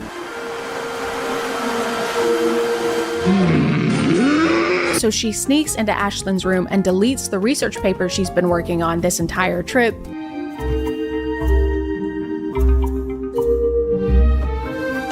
You know, so that she can do incest instead of Ashlyn doing incest. In order to rewrite her essay, Ashlyn has to stay home and we get to watch the rest of the family order dinner. Have we all had enough time to decide what to order? Yes, I think so. Please, start here with Miriam. I'm still debating. In that case, please start with Fiona, and we'll have made up our minds by the time you get around the table. What are you getting? Not sure.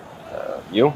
I'm thinking a salad. I'm thinking of ending it all. Usually in Cinderella movies, Prince Charming's valiant act is to find Cinderella amidst a sea of women desperate to marry him. Despite all the odds, despite his face blindness, he finds his one true love. In this one though, he does something far more valiant and brave. He orders her a cup of soup. I think this is why they thought it was important to show the ordering in such detail. Guys, did you fucking see that? Look. Look at this right now. It's crawling! Oh my god! That was just crawling around. I think this is why they thought it was important to show the ordering in such detail, is to show how thoughtful it was of him to do this for her. And listen, I dated a guy who would pick his nose in the movie theater. So I'm no expert in high standards. But isn't this just a decent thing to do? This is something that a friend should do for you if you can't make it to dinner. Why is this the grand romantic gesture of the film? Unless you've got a glass slipper or $1 million hidden under there. Get that soup out of here, you bisque. Her evil stepbrother Jerry has a side plot where he has a gambling addiction, which is probably something they could have spent a little more time fleshing out if they just had any scenes that they could maybe trim down a little bit, or trim down a lot, or cut out completely. Jerry wants his mom to get Bruce to pay off his gambling debt. If we ask Bruce... When? Before the wedding, when he learns about your wasteful habit? Or after, when he'll feel like I lied to him? But she doesn't want to do that because she loves Bruce and doesn't want to use him for his money. What an evil bitch. Noah begins to pick up on some subtle hints that Ashlyn's stepfamily treats her a little poorly. Dad, there's something that's been bothering me. Okay, what? Have you noticed how Ashlyn is treated differently than Jerry and Fiona? Meanwhile, her step-siblings have spent the entire movie looking at her like this. Because of this and her stepbrother's attempt to get money from Bruce, the wedding gets called off. At this point in the movie, I'm expecting this to be your typical main conflict that's gonna get resolved within the last 5 minutes, and mostly everyone is gonna live happily ever after. However, I forgot that this movie hasn't made sense so far, so I don't know why I thought it would start to then. Vipers. Bruce and Miriam don't get back together. After all of that, they end the movie with Ashlyn and Noah kissing on the beach while Bruce third wheels as a freshly single man. Ashlyn even tells Bruce that Miriam does actually love him. I think she does love you. And Bruce still does not give a fuck. But without trust, I don't think love is enough. Bruce, when the woman he was deeply in love with yesterday tries to talk to him. Good night, Miriam. I think the movie wants us to feel satisfied that Bruce and Miriam aren't getting married, but it's really hard to do that when all Miriam did was offer to pay for her stepdaughter's tuition, ask Ashlyn to clean the pool and run a couple errands, and have a son with a gambling addiction. It's like they assigned her the evil stepmother role and then forgot to have her do anything actually evil, and then they expect us to be happy when she loses her fiance. The accountant was more evil than her. I was so unhappy with this ending that I looked up the studio that made this movie and realized that this is a regular thing for them. They just make movies about white people going on tropical vacations, or white people going to Spain, or white people going to Istanbul, or white people going to... And I think this is pretty genius. I also want to do things that I already wanted to do and find a way to make them tax deductible. And I will.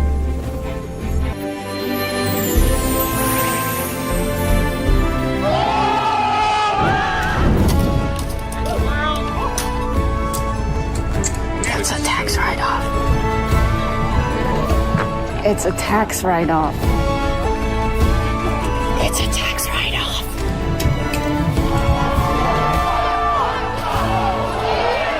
That's a tax write-off. It's a tax write-off. It's a tax write-off. It's a tax write-off. It's a tax write-off. That's a tax write-off. That's a tax write-off. So, we're good, right? Oh, dude. Please. Call me from prison. Take her away! Wait, no! It was a tax write-off! It was a tax write-off! Wait, my shoe fell off! Wait, I got my fucking shoe! I'm gonna call it there, guys. Thank you for subscribing, and if you are still here, thank you so much for watching. I appreciate you clicking on my video out of all the videos that are on here, and I'll see you next time. Okay, bye.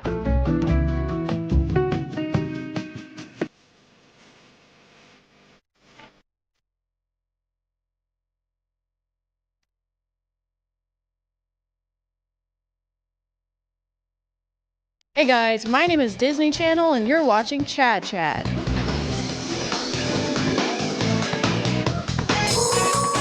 A twinge of cringe. A few months ago I made the mistake of watching this show. It was hard to get through and I was hard through and through, but I thought that was it. I thought it was over. I thought I would never have to go through anything like that ever again. But then you guys started tagging me in this. Don't say a word. Where is she? Hold on to me.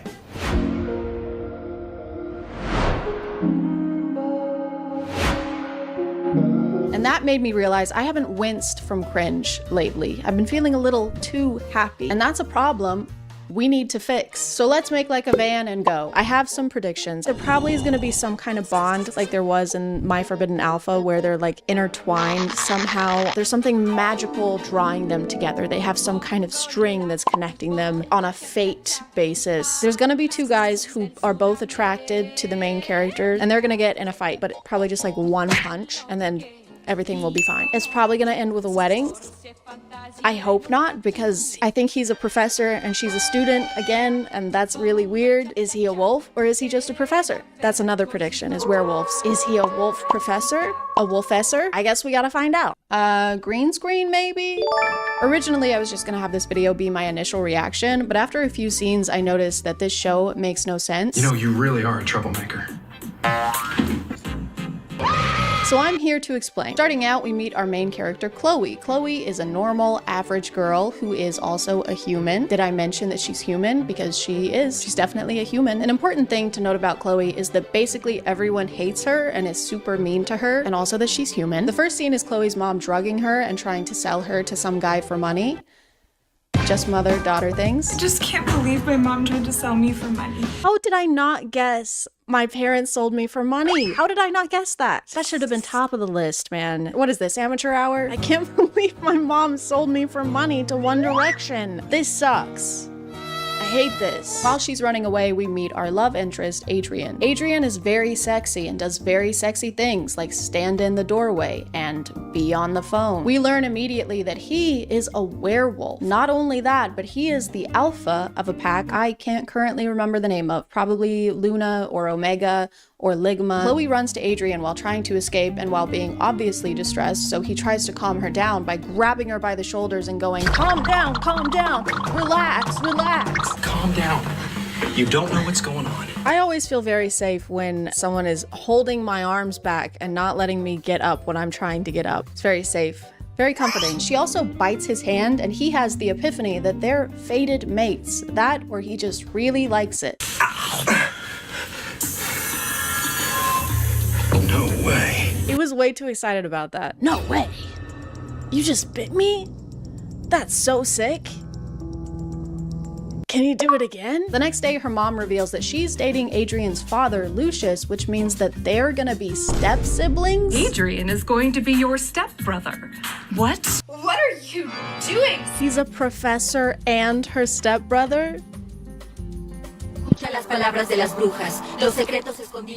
Mento is shocked. The show makes very sure we remember there are going to be step-siblings by constantly saying it out loud even when the situation doesn't need it. I'm not interested in some step-sibling thing. Listen, future stepbrother. I'm sure she will like her brother. You don't want to be my brother. Adrian is your stepbrother. Hey guys, just a quick reminder that these two are basically gonna be related, so just keep that in mind while you watch them tongue each other, okay? Her and her mom never talk about what happened the night before, ever again, by the way. They never acknowledge the fact that she drugged her daughter and tried to sell her to someone. They just never mention it. Thanks to the bite on his wrist, Chloe remembers that he's the guy who saved her last night, and he says this. Listen, I didn't see anything. Unless, of course, you wanted me to. Sir, she is a victim. She was running for her life, and you're trying to flirt with her over it? Oh my god, thank you for saving me from this burning building, sir. Yeah, whatever. Anyway, you want to hang out right now? Yeah, you want to go back to your place? My place is on fire. Throughout the whole show, for some reason, Adrian is convinced that Chloe is trying to seduce him and accuses her of it constantly, even though she's doing nothing like that. Stop trying to seduce me. I'm not. Good. My guy, she was drugged. She was on drugs. Her mom drugged her. The guy already sucks. He's already the worst. And I do not care about him at all. He also refers to their connection as if she would have any idea what he's talking about. Listen up. I don't care who you are or what kind of connection we have, but you need to keep your distance. But she doesn't. He is the werewolf. He is the only one who got the hand bond zap thingy. She doesn't even know that werewolves exist yet. Like I said, because Chloe is the main character, she has bullies, and they are relentlessly clever and hit her with sick burns like, She'll just wipe it off. Frickin' maniac. frickin' maniac. You're a frickin' maniac. But then we realize not only is Adrian an alpha, a werewolf, and her brother, but he's also her professor. Professor. Wait, he's the new professor? What? He's her new professor? What are the chances? Professor Alpha Brother Wolf. This show is truly like they just filled a hat with tropes and then pulled out a handful of them. You don't have to do that. Tropes are like drugs. Just because you can do them all at once, technically, doesn't mean you should. Here. It's for my mom. Take it back. What? Chloe's mom gives her a lunchbox to give to Adrian because his dad is super rich and she's trying to lock that down. And he once again accuses her of trying to seduce him because she gave him a sandwich. You're way too obvious.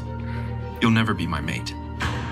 It must be super awkward when he goes to a Subway. Listen, future stepbrother. Oh my god. I have to pay to keep watching? Or I can watch 5 ads. Okay, I'm spending real money on this now. Shit. To prove to Adrian that she's not trying to seduce him, she tries to seduce him. Maybe I need to show you what seduction really is. What are you doing? And to get her back for trying to seduce him, he seduces her too. I warned you.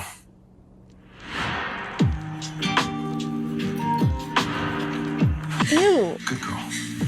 Now it's my turn. After this, we get the iconic scene where the bullies switch the bathroom signs to try and frame Chloe as being a slut for being in the boys' bathroom. Very slutty thing to do. Bathrooms are very slutty. What are you doing, pooping in there? Okay, whore. This happens to be the men's room. No, it's the women's room. Hold on to me. Don't do it. Don't do it, Chloe. Stop! This is where it starts to feel like the script was written by AI because Adrian says the same line at least 3 times. Is there a reason you're in the men's dressing room? Is there a reason you and your friends want to watch me shower? Would you like to explain why you and your friends are in the men's shower? And then the bully shakes her fist and says, "We will see Chloe." We will see Chloe. Which I think is supposed to be a threat, but it just comes across as a weird way of saying see you later. I will catch you on the flip side. We will see you after a while, crocodile. Back home with the family, they have a normal, natural conversation. I never thought Adrian could be Chloe's professor. I heard he stole all the girls' hearts. Chloe is so adorable. Thanks, Uncle Lucius. They're gonna be family. You can tell that they're rich because their spaghetti is in a really small pile, very organized little pile. That means you have a lot of money. And they have an olive on the top of the little pile. That means you're even more rich. Chloe lifts up her leg under the table for an undisclosed reason, and then Adrian grabs it and won't let go.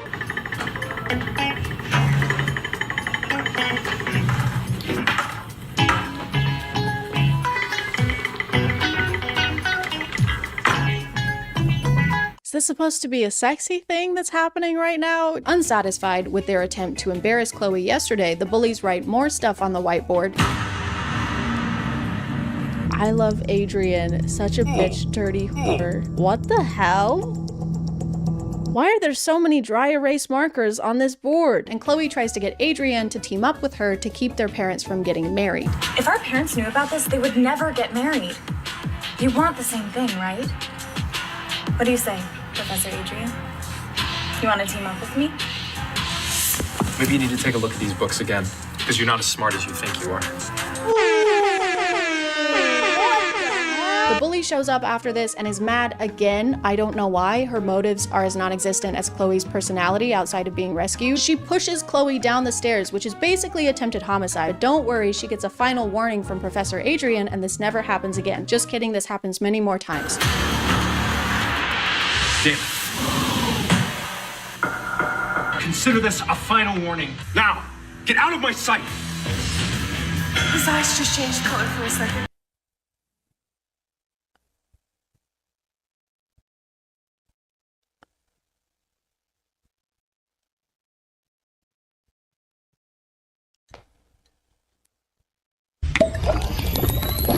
After this, Professor Adrian carries her home because her foot is messed up, and then they start making out on the couch so that their parents will see and realize that it would be inappropriate for them to get married. Except their parents are not there and can't see them, so they're actually just making out in private.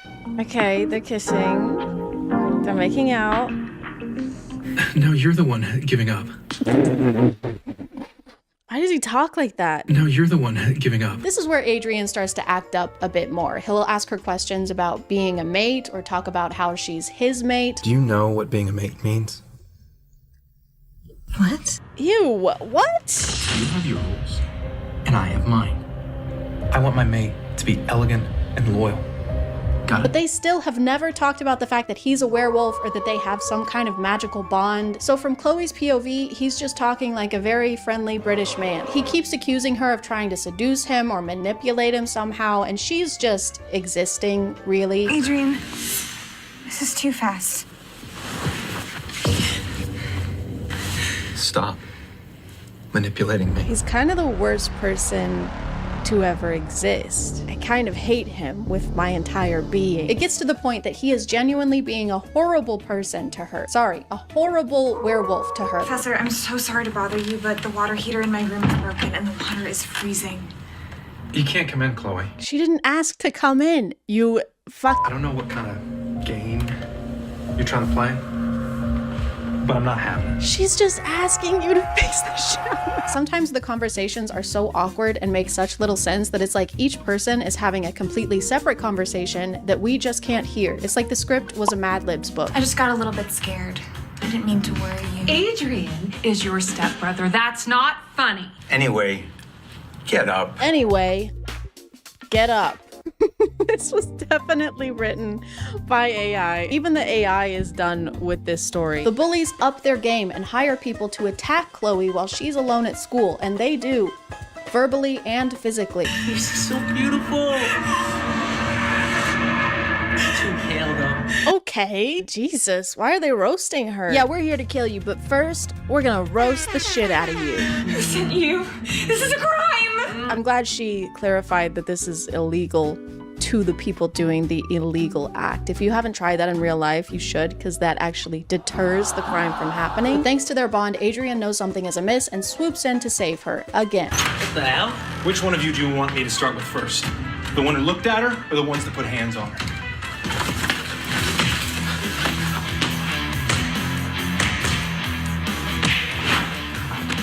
They use the same sound effects that I do. It's so realistic. Which one do I start with first? He has this sweet habit of calling Chloe a troublemaker or getting mad at her anytime something bad happens. Do you think just because of our bond that I'll always be here to save you? Okay, she just got attacked and he is screaming in her face. He's angry with her because she got attacked by two men. How is any of this her fault? These are contract killers. She's being targeted. She is a victim. Someone needs to help her. It's okay to cry. But it's okay to cry. But not now, though. You're really annoying. Aww, how sweet. He's the worst. I hate him. I'm sorry.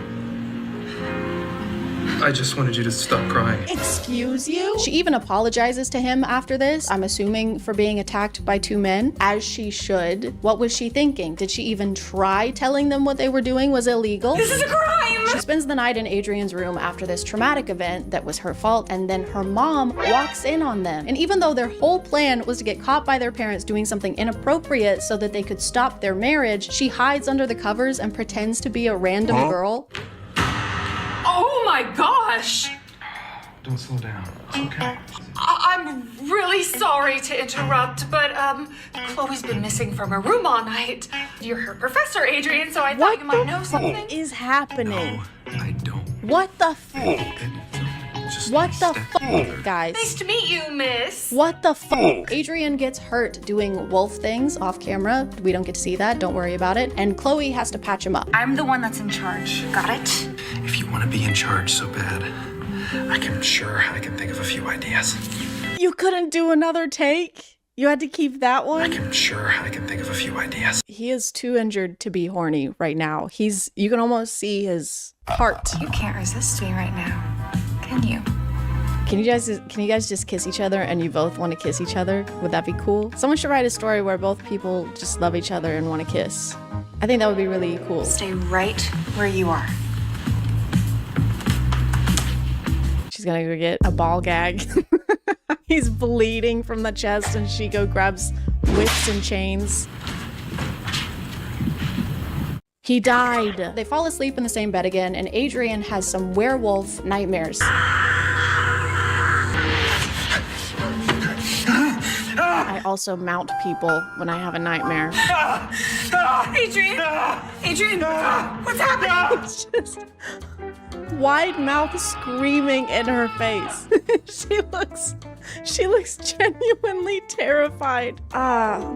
The face of love. It's a beautiful thing. This whole time, Adrian has been really confused on how they have a mate bond when Chloe is a human. Sorry guys, I forgot to mention, Chloe is a human. I forgot to mention that, but she is. So when he notices this bracelet on her wrist, he recognizes that it has magical properties and accuses her of using witchcraft to make him fall in love with her. Wolves and humans can't form bonds unless there's magic involved.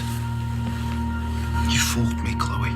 So this is why I'm attracted to my student. I mean my sister. Chloe, you've angered an alpha. Oh no. She's angered an alpha. No, don't anger an alpha. You're too sexy. Because of this, he starts being somehow even more of a jerk to Chloe, and we get to meet the other love interest, Declan, who treats her with basic respect and therefore is not in-game. Come on, I'll talk to the dean. You need to get some rest right now. Let's go. Declan is so nice. Why are we supposed to like the other guy? I hope she ends up with Declan. The bullies attack Chloe again. Can we maybe get a restraining order? A school transfer? This isn't light bullying. They hired people with knives to attack her. Why is no one taking this seriously? How was school, honey? It was okay. There was only one attempt on my life. That's great, hun. Go do your homework. Adrian can sense she's in danger, but because of the bracelet, he doesn't care anymore. I won't be fooled anymore. But the last time this happened, she was getting attacked by two guys. Oh, he still knows she's about to get attacked. He just doesn't care anymore because she had that bracelet or whatever. So now if she gets attacked by somebody, he doesn't care anymore. Don't be naive. Professor Adrian wants nothing more than to see you in pain. I warned you. He still came. Thank God. I'm sorry I'm late.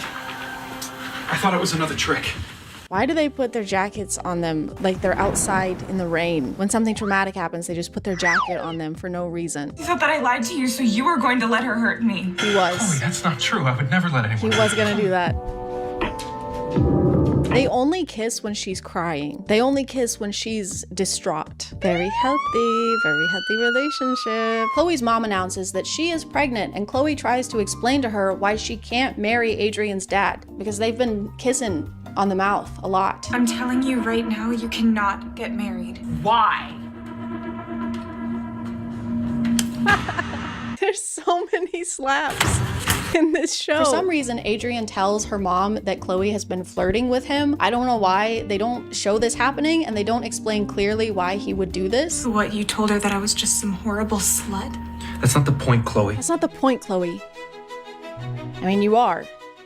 But that's not the point. Despite their efforts, their parents do get married, and we find out that Chloe's best friend, the only person at school not actively trying to kill her, is a witch dedicated to protecting her. What's wrong? Tell me. Even though I don't understand, my witch instincts tell me that you're the person that I'm meant to protect for life. She's a witch. And that the bracelet she gave her was actually a protection spell. Except what was it protecting her from, Mia? Not from being drugged, not from bullies, not from men with knives. You might want to find a new profession. This is not very B.O.B. of you. You do not got the magic in you. Come on.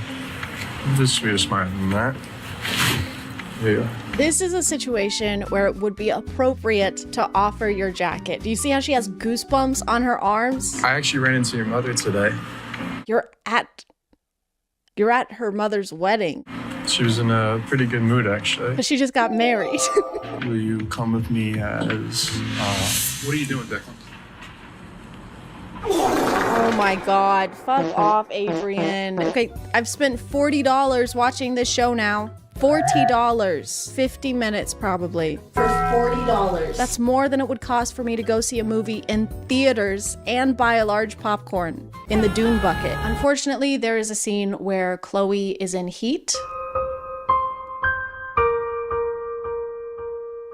The writers seem to think that being in heat means you just get really sweaty and generally feel warm. I'm just so hot. It's really uncomfortable. What? You're a human. You don't go into heat.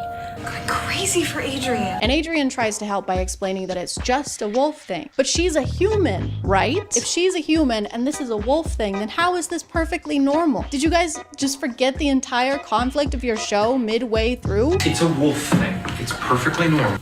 I just don't want to see you suffer. Chloe starts dating Declan to try and make Adrian jealous, and it works because he is the worst. You're shy. You should bring him back here sometime. Lucius and I won't mind.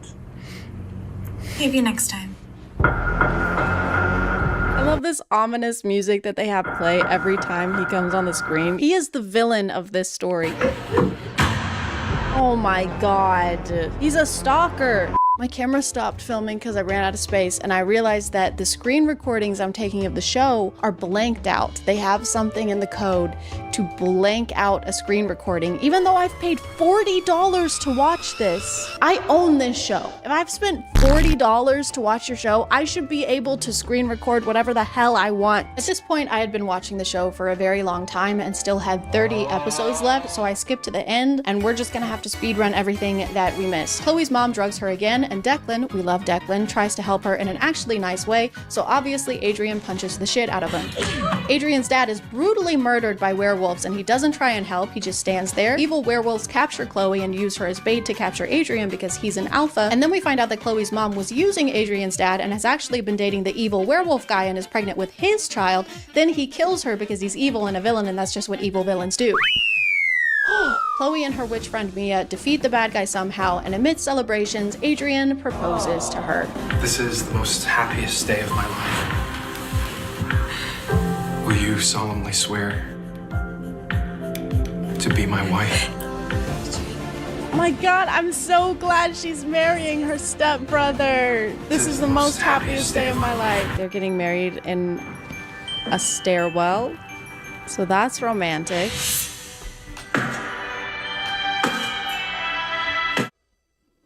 Who the hell is that? Chloe's long-lost father shows up at the wedding, and turns out he's an alpha? Wait, so Chloe's not a human? Who could have foreseen this? That's Alpha James. My goodness. Our future Luna is his daughter? So she's not a human? I am indeed the Alpha. Frostfang's pack. I abandoned the pack. I betrayed the pack. Oh my God, what is this guy yapping about? Just hurry up. And the reason Chloe didn't know any of this about herself is because her dad put a spell on her to make her forget her werewolfness. Subtitle just says spell, like a command. Okay. E-L. You're the best thing that's ever happened to me, my Alpha. And then they all lived happily ever alpha. I found the TikTok account of one of the actors. She seems really sweet, but this was apparently filmed over the course of 8 days. I got some questions about Forbidden Desire Alpha's Love. It was filmed in January, beginning of January. It was shot over 8 days total. My parts were shot over 2 days. So I guess that explains why they didn't have time for second takes. It was also filmed in January of this year, so it didn't take long for them to edit this either. Are Chloe and Professor Adrian together in real life? No, they're not. They both have long-term partners. They just have really good chemistry because they're good actors. Adrian, what's happening? I'm still just a little bitter at the fact that I spent about $50 on approximately 1.5 hours of content that was probably written by AI. I genuinely believe I could write a better love story if I was blindfolded and upside down and asleep and dead. Okay, so I just downloaded a random word generator on my iPad. Can you see that? And I'm gonna write a love story right now. I haven't scripted anything yet using these words. So first off, we have bobsled. Okay, so ski resort, snow, that's romantic. Let's do another one. Violin, also romantic. Little music by the fire. This is good. Okay, we're getting set up, a good setup. Saliva, I can work with that. Hoop. I should write these down probably. Let me do like 3 more. Brain, eraser. This is getting too complicated. I think we need, okay, we're almost done. Blinds. That's it. That's all I need. Okay, before we start, I'm gonna need $50, please. Wow, what a beautiful day this is to go bobsledding in the snow at this ski resort that I'm at right now. I'm a young woman, a very pretty one at that. Oh no! Oh me, oh my, I've lost my hoop earring. Oh no. Looking for this? Oh my god, you found it. Thank you, gingerbread man. He's a gingerbread man. Of course, no problem. My gingerbread brain is always forgetting things, like pencils and erasers. Wow, you know, you strike me as the kind of gingerbread man who plays the violin. I do play the violin, thank you for noticing. Actually, my room that I'm staying in has blinds that close. What a coincidence. I have saliva in my mouth that can be put into your mouth if you would like that. I would like that. I'm gonna call it there, guys. Thank you for subscribing, and if you are still here, thank you so much for watching. I appreciate you clicking on my video out of all the videos that are on here, and I'll see you next time. Okay, bye.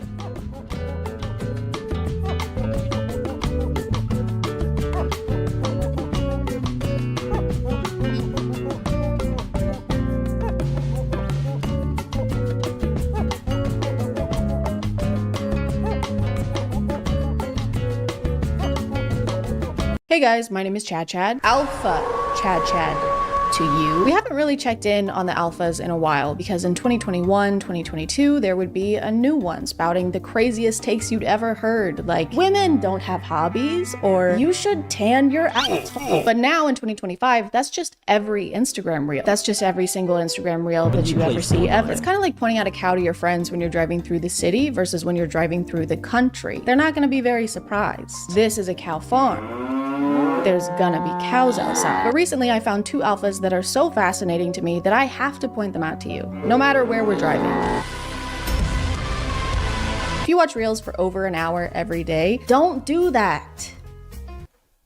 So do I. Then you've maybe seen this guy before. His favorite whiskey, Johnny Walker. What do I do at duty free? F***ing Johnny Walker. That night, sipping the f***ing Johnny Walker in the war room by myself with him, chilling. Luke Belmar is a biohacking, crypto trading, e-commerce-ing, alpha finance bro millionaire. Give me a $10 million contract every 4 months. That's you know? By the way, I didn't realize what biohacking was until a few days ago. Apparently, it just means changing your diet and routine to try and improve your life. That's obviously a simplified definition, but based on the term they've been using, I thought it was a lot more serious than that. Biohacking is your ability to reverse engineer life. Bio means life. Hacking through it is your ability to figure out the most optimal ways to experience life. So it kind of seems like they've just alpha-fied taking care of themselves. Hey bro, you want to film a podcast episode real quick? Because we need to convince ourselves we're doing something fiscally profitable in order to sincerely talk to each other. Sorry dude, I can't. I'm biohacking. Bro, what? You're biohacking? That's crazy, dude. That's impressive, for real. Yeah, thanks. I know. I'll let you get back to it, okay? You focus up, all right? I'll talk to you later. Okay, see you, bro.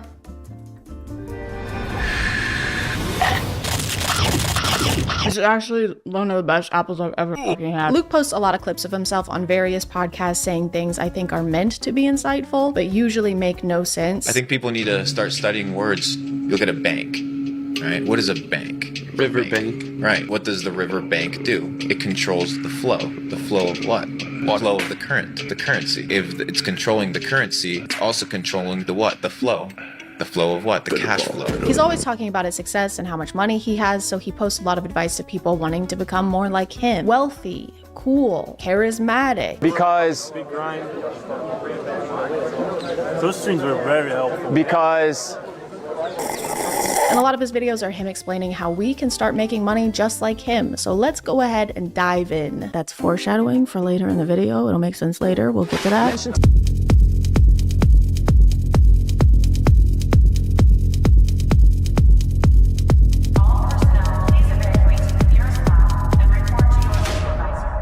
The secret to being rich, guys. Ask rich people to give you money. Pretend to be their friend so you can use them for personal financial gain. It's a side hustle because you're hustling them. At the end of this clip, he also says this.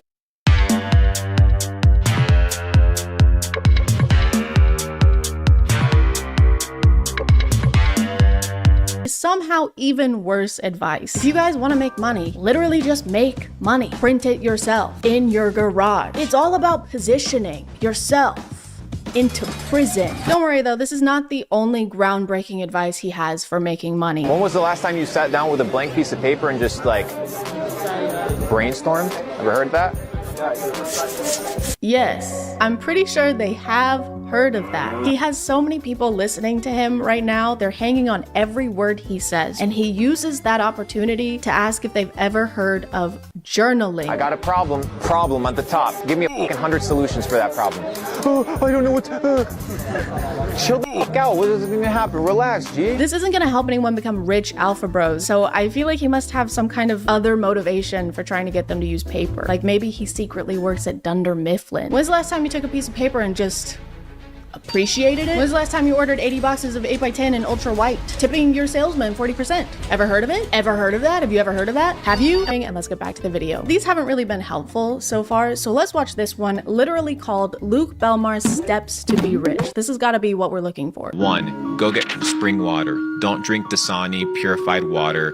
It's gonna fuck you up. Water is gonna fuck me up. 2, once you have a little bit of money, start eating super clean, super organic.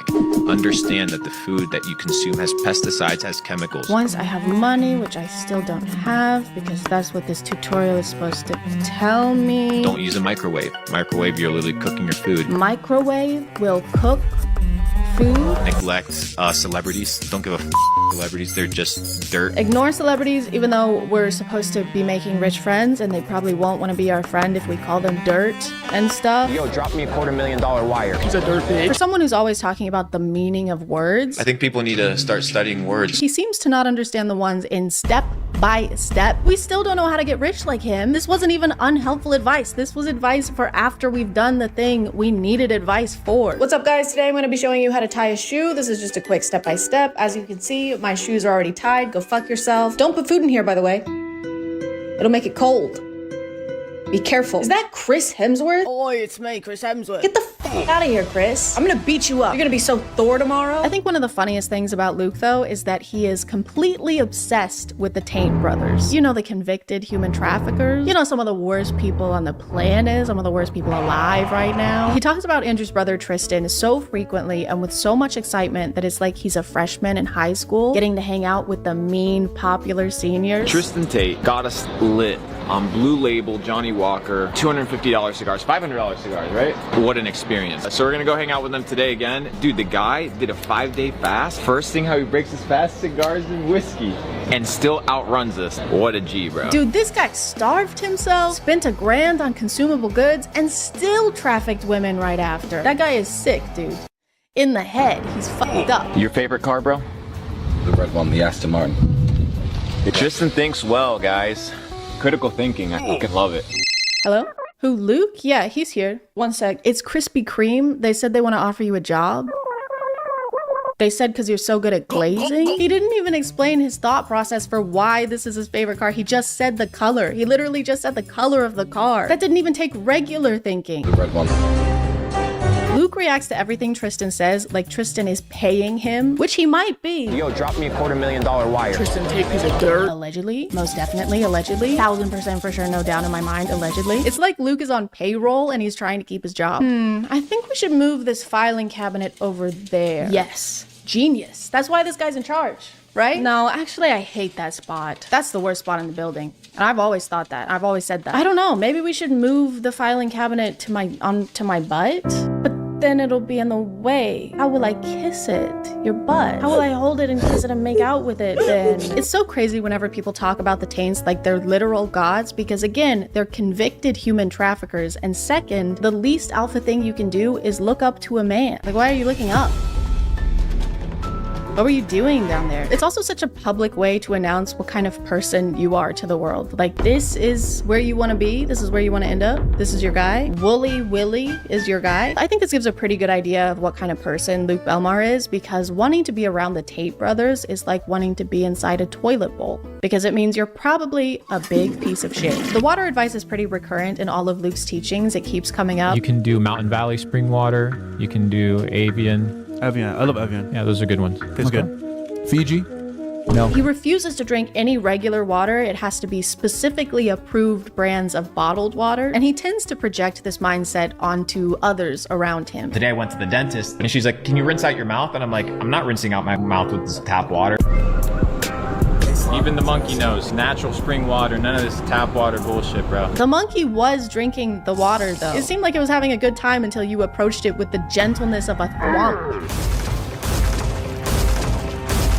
See, even monkeys know water is bad. I feel like once again he was inspired by the Taint brothers and Andrew always talking about bottles of water. I mean bottle of water. Bottles of water.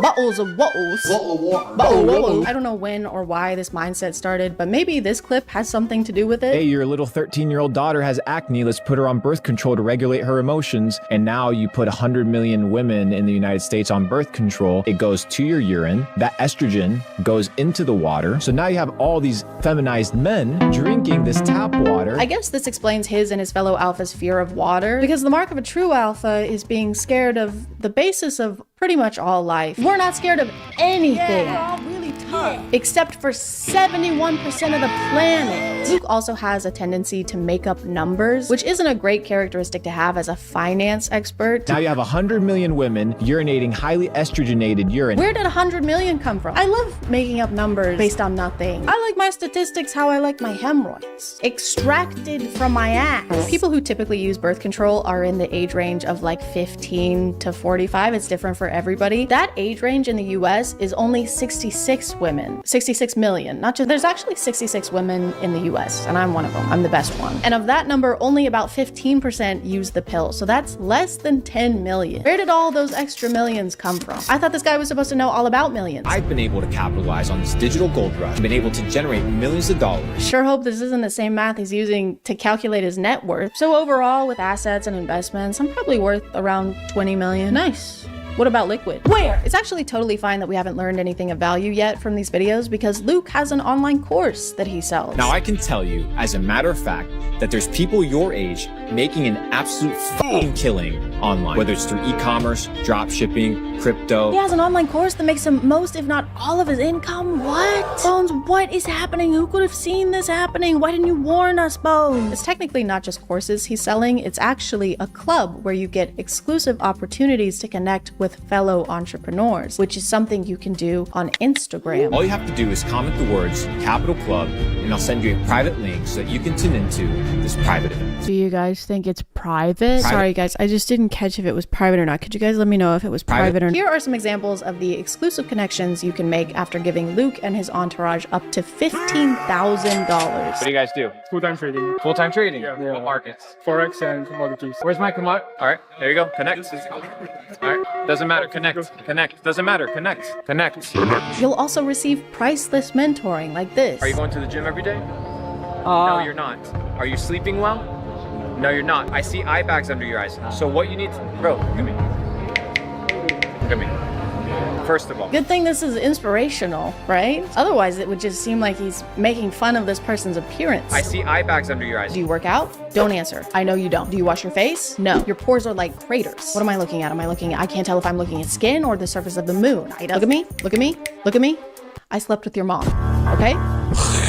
Now that we've mastered the financial aspect of alphafication, give me a $10 million contract. Let's move on to the physical one by learning from our next alpha, Ashton Hall. He can run very, very fast for undisclosed distances. He can dive into water. He can dive his face into water. Ashton Hall is a daily routine influencer who shows himself throughout the day as he gets ready to go places and then does things at those places.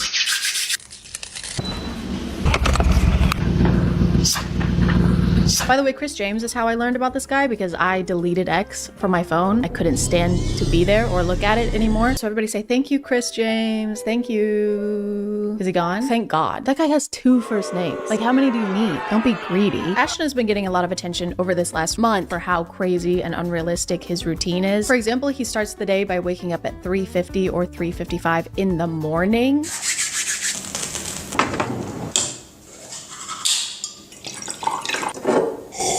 And there's really no reason to do that. The sun's not out, so you can't see anything. Businesses aren't open, so you can't go anywhere. The worms aren't even awake, so he can't even get one of those even. I'm a little biased though, because I hate early risers. I don't mean I hate rising early. I mean I hate people who rise early. The people that I know who wake up absurdly early in the morning only do it so they can tell me about it. Obviously, if your schedule demands it, that's different, but I hate when people act like waking up early is a productive achievement in and of itself. You're just waking up at a different time. That doesn't mean that it's a better time, especially if you're like Ashton Hall and went to bed at 7 p.m.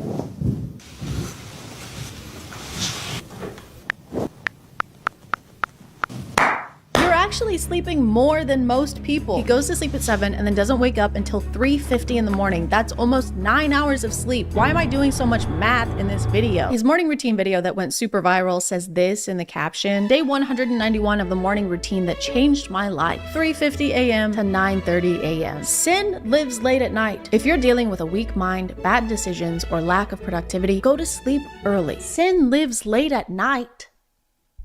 It's still night when you wake up. Sin is still around. He says variations of this phrase a lot. Brother, what do you mean, how do I wake up at 3:50 a.m.? Listen, I go to sleep early because temptation lives late at night. But if your willpower goes away the second the sun goes down, you probably have really weak willpower. You're still the same person no matter what time it is. So if you're making bad decisions, you can still do that during the day. Hey, you want to be in this 70-person orgy with us? There is nothing I'd like more. Sure. Yeah. I can't even begin to express how much I want to do this and how long I've wanted to do this and how much I appreciate you asking me and including me in this. What time is it? It's 5 a.m. I can't do this. But you just said you were gonna— I'm not that person anymore. It was 10 seconds ago. Ashton spends the rest of his mornings doing various things between each round of putting his face into ice water. Dipping his face into ice water is kind of like his checkpoint throughout the day. And he only does it with a specific brand of bottled water. He doesn't use tap water.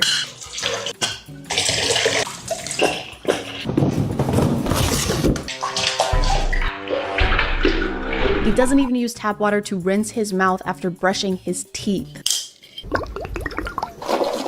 Luke Belmar is beaming. I'm not rinsing out my mouth with this tap water. He's smiling with his teeth that are untainted by regular plain water. The only taint in his mouth is Tristan's. Sometimes Ashton will show himself doing his skincare and hair care routine.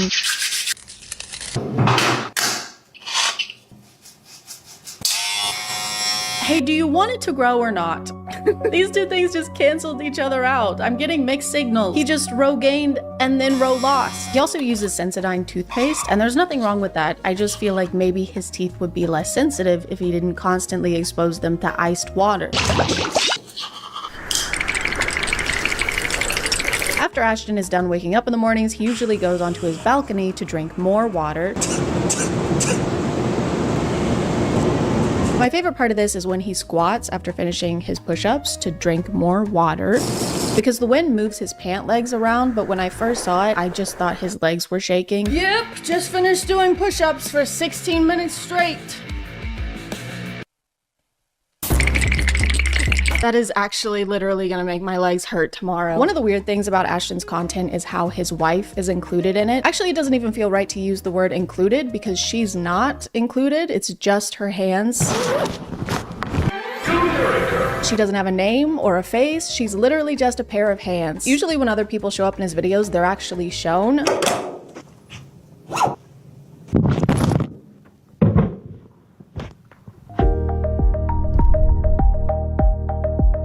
But not her. She's just here to serve. She brings him water to dip his face in, obviously.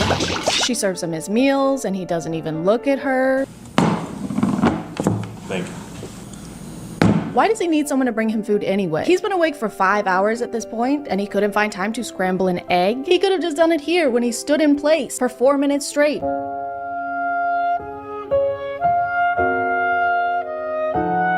He could have just stood in front of an oven instead, or a stove. I mean, can you cook eggs in an oven? I don't know. My wife makes them for me. His wife's hands also pick up his messes. They clean up after him. She cuts up his bananas so he doesn't have to eat them the gay way. She even has to dress him sometimes.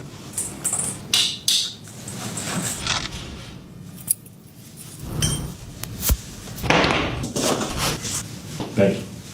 The way these are filmed makes it seem like he is a knight preparing for some kind of jousting tournament, and she's a squire. She's just there. Your chain, sire. I am but a lowly street urchin, and it is my greatest honor to place this adornment upon your regal nape.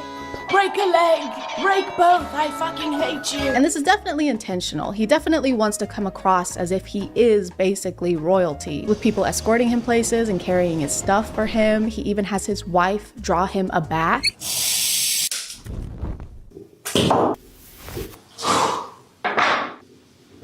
Thank you. And it works. He definitely comes across that way. He does seem like he's royalty because he's a little princess. Ashton is also a self-acclaimed fitness coach, so he shows us a lot of his workout routines. And I say self-acclaimed because literally anyone can say they're a fitness coach. You don't have to have any kind of certification to say that. You also don't need any kind of certification to have an app where you sell fitness courses for $20 a month or $90 a year. You can just do that. Fitness coach. Yeah, he's fitness coach into the back of his car. The production quality of his running videos is insane. They have 2 camera rigs set up in 2 different cars so they can drive on either side of him and film him running in super high def. They've got him in slow motion, he's covered in sweat by the end, and you would be too if you ran for less than 10 minutes. Less than 10 minutes. He doesn't even run for 10 minutes. He starts running at 7:27, and by 7:36, according to him, he's done running. He's done standing too. He's in the air. He already did 4 minutes of that this morning. He doesn't need to do any more. He spent more time prepping and traveling to this location than he did running at this location. He could have just run down the stairs at his building instead of taking the elevator and saved himself like an hour and a half. Does that even count as a workout at that point? This is more like fleeing. He just briefly fled. He also tends to make a lot of noise during these intense runs. Wait, what's he saying? Guys, he's saying ice. Guys, he's scared of the ice water. That's why he's running away. His teeth can't take it anymore. Oh my god. The hands must be controlling him. They're making him do this. She's not serving him. She's serving torturous villain, baddie, bitch, pussy, slay, mother, The only reason guys like this are able to maintain these routines or waste time talking about what kind of bottled water is best Fiji? No. is because they're already rich. They didn't get rich because of these routines. They have these routines because they are rich. They have someone doing their chores for them. They have someone taking their car to get their oil changed. They don't do regular people stuff. They're bored. They've got to do something. Just make sure you're not comparing yourself and the things you're doing to these optimized alphas or anyone online who seems like they have a productively maximized routine. Because first of all, there's no such thing as a perfect routine. We have butt cheeks. It's not that serious. And second of all, they're easy to fake. Even I could fake the perfect routine if I just took everything I've learned from Ashton and Luke today and combined them. And I'm gonna do that right now.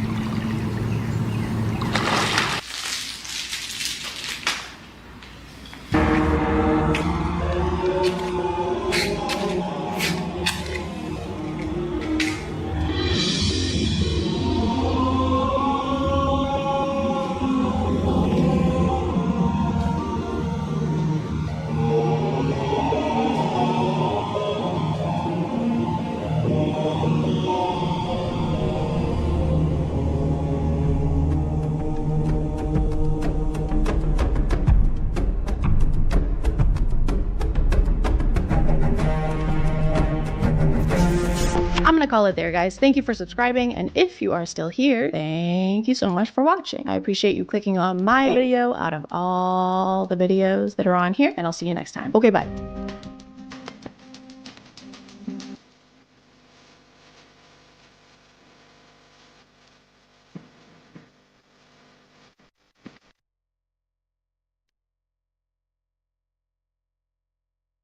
Hey guys, and welcome back to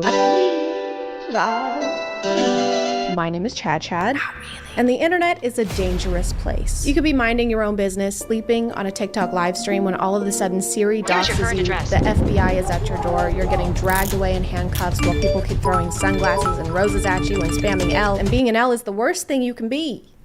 It's way too many nosebleeds. What's even more dangerous than that is the fact that people can challenge each other to do basically anything on the internet.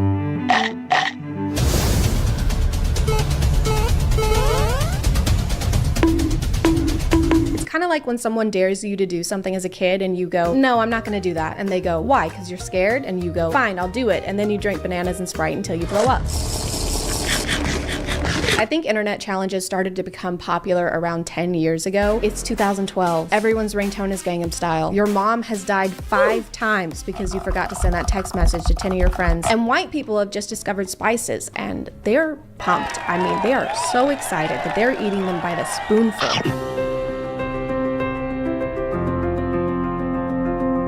So I have cinnamon here and a spoon, and I don't really see why this is gonna be a challenge because I love cinnamon, so it'd probably be easier for me than most people. And I love cinnamon. I put it on my toast, I put it on my tea, everything, so. What's so challenging about cinnamon? Really? You know, because cinnamon is good for you. I don't know who started the cinnamon challenge, but a lot of people would start out their videos saying something like, well, I like cinnamon, so this isn't even gonna be a challenge for me. I put cinnamon on my food all the time, which is basically like saying, well, I salt my pasta sometimes, so yeah, I'm not gonna have any issues with the soy sauce enema challenge. Ma'am, I just asked if you want more cheese. Around the same time, there was a baby food challenge where you would just eat the baby food. I don't want to, I don't know my spoon.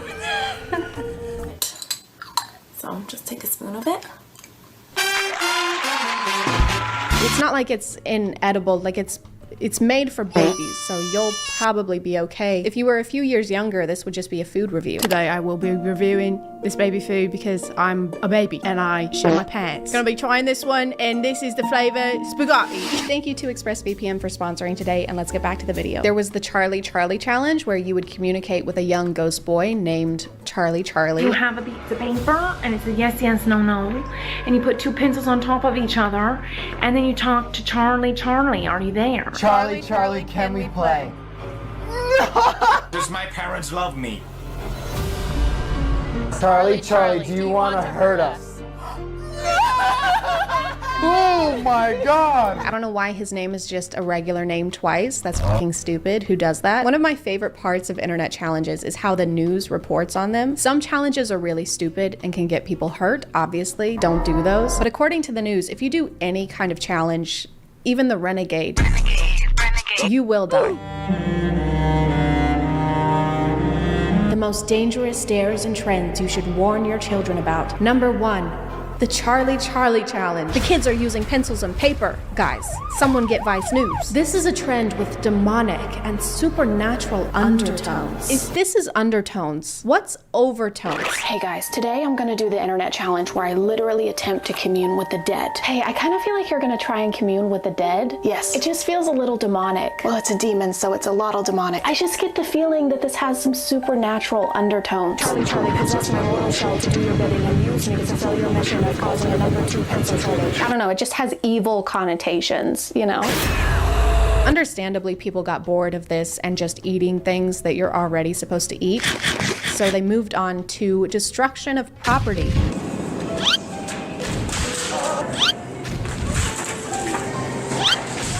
So the gallon smashing challenge. Can we talk about the naming process behind these challenges? Because obviously you know what the challenge is after I say the name of the challenge. I guess all the creativity goes into coming up with the challenge.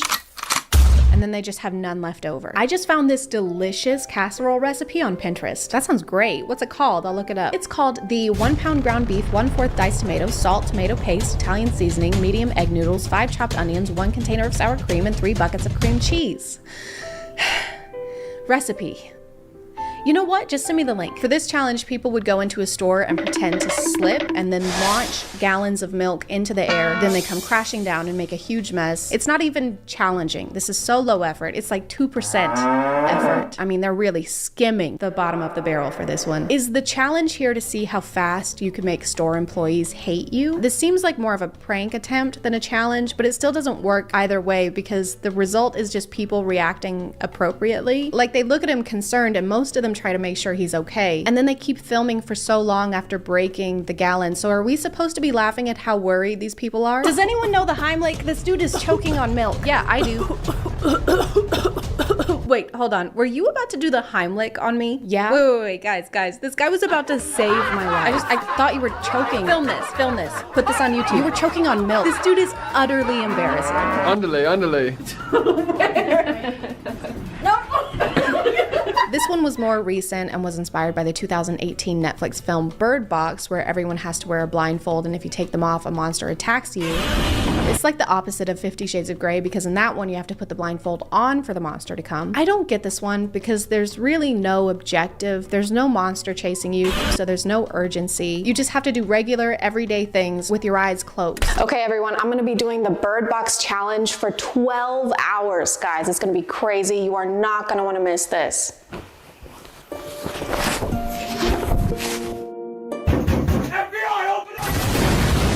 It's not a different day, I just got sour cream on my shirt. These were all kind of around before TikTok gained popularity, and then it did, and people realized that they could just do something they already want to do, but call it a challenge, and then it seems like someone else did it first, and you're just following a trend.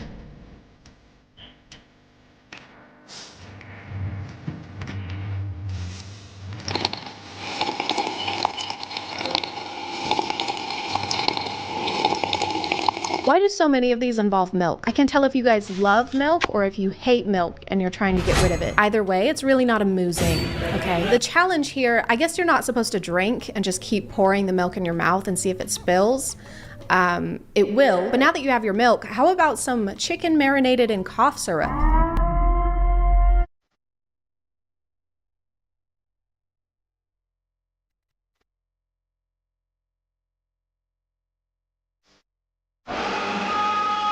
This is chicken for when you want to eat chicken and get the best sleep of your life. If you have to have poison control on the other line when you're trying out a new recipe, reconsider that recipe.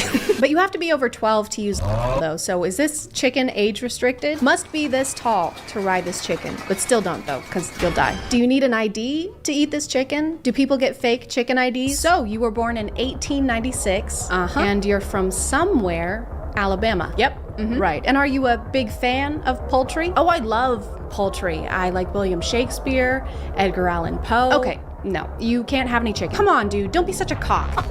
One of the most viral TikTok challenges so far was the devious or diabolical lick challenge. It started out with people taking something from their school bathroom, like a box of masks or a soap dispenser, but obviously it got worse.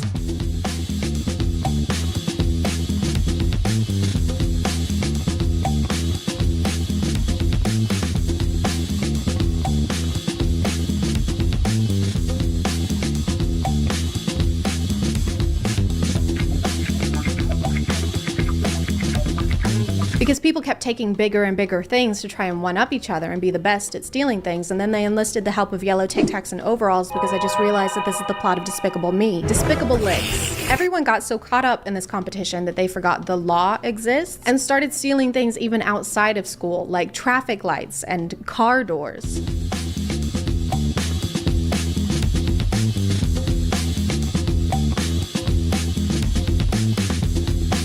Honestly, I would rather you just take the whole car. Like, this is bad, but it's irritating also. Like, there's gonna be a draft. I have to work for UPS now. Just take the whole car at that point. Hey guys, my name is ChadChad, and today I'm gonna be jacking off this car. Send this video to 10 of your friends and challenge them to also jack off a car. Then we can jack off as a group. Some people think it takes a lot of skill to do this, but actually all you have to do is take a blindfold like this, and then the car basically jacks itself. Now it's important to put #challenge on this because then it's not admissible in a court of law. No, it definitely still is. Hey, can you get a shot from behind the car? Just like go behind this way. Perfect. I'm gonna call it there, guys. Thank you for subscribing, and if you are still here, thank you so much for watching. I appreciate you clicking on my video out of all the videos that are on here, and I'll see you next time. Okay, bye.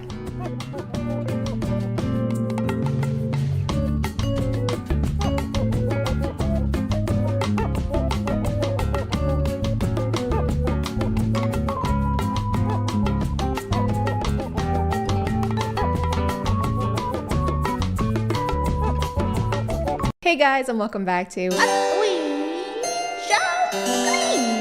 My name is ChadChad. Not really. And today we're going to talk about women. What are they? How are they? Why are they? No one knows. They're a true mystery. At least that's what the people featured on r/nothowgirlswork seem to think. Sometimes I'll find a comment under one of my videos that says something completely unhinged, like this one.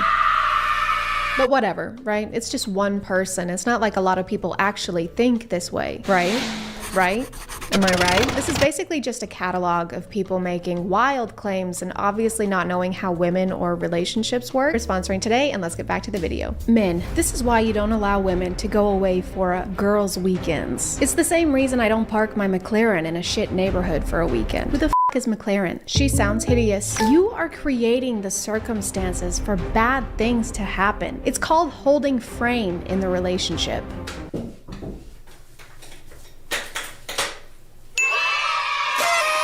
Why am I doing this? Some women will call you insecure or controlling, but it's not. It is, and we will. If she is unwilling to enter your frame and live within your boundaries, then let her go. Is frame like a metaphor for exploring each other's bodies? Are you willing to enter my frame now? Oh yeah, I'm gonna enter your frame.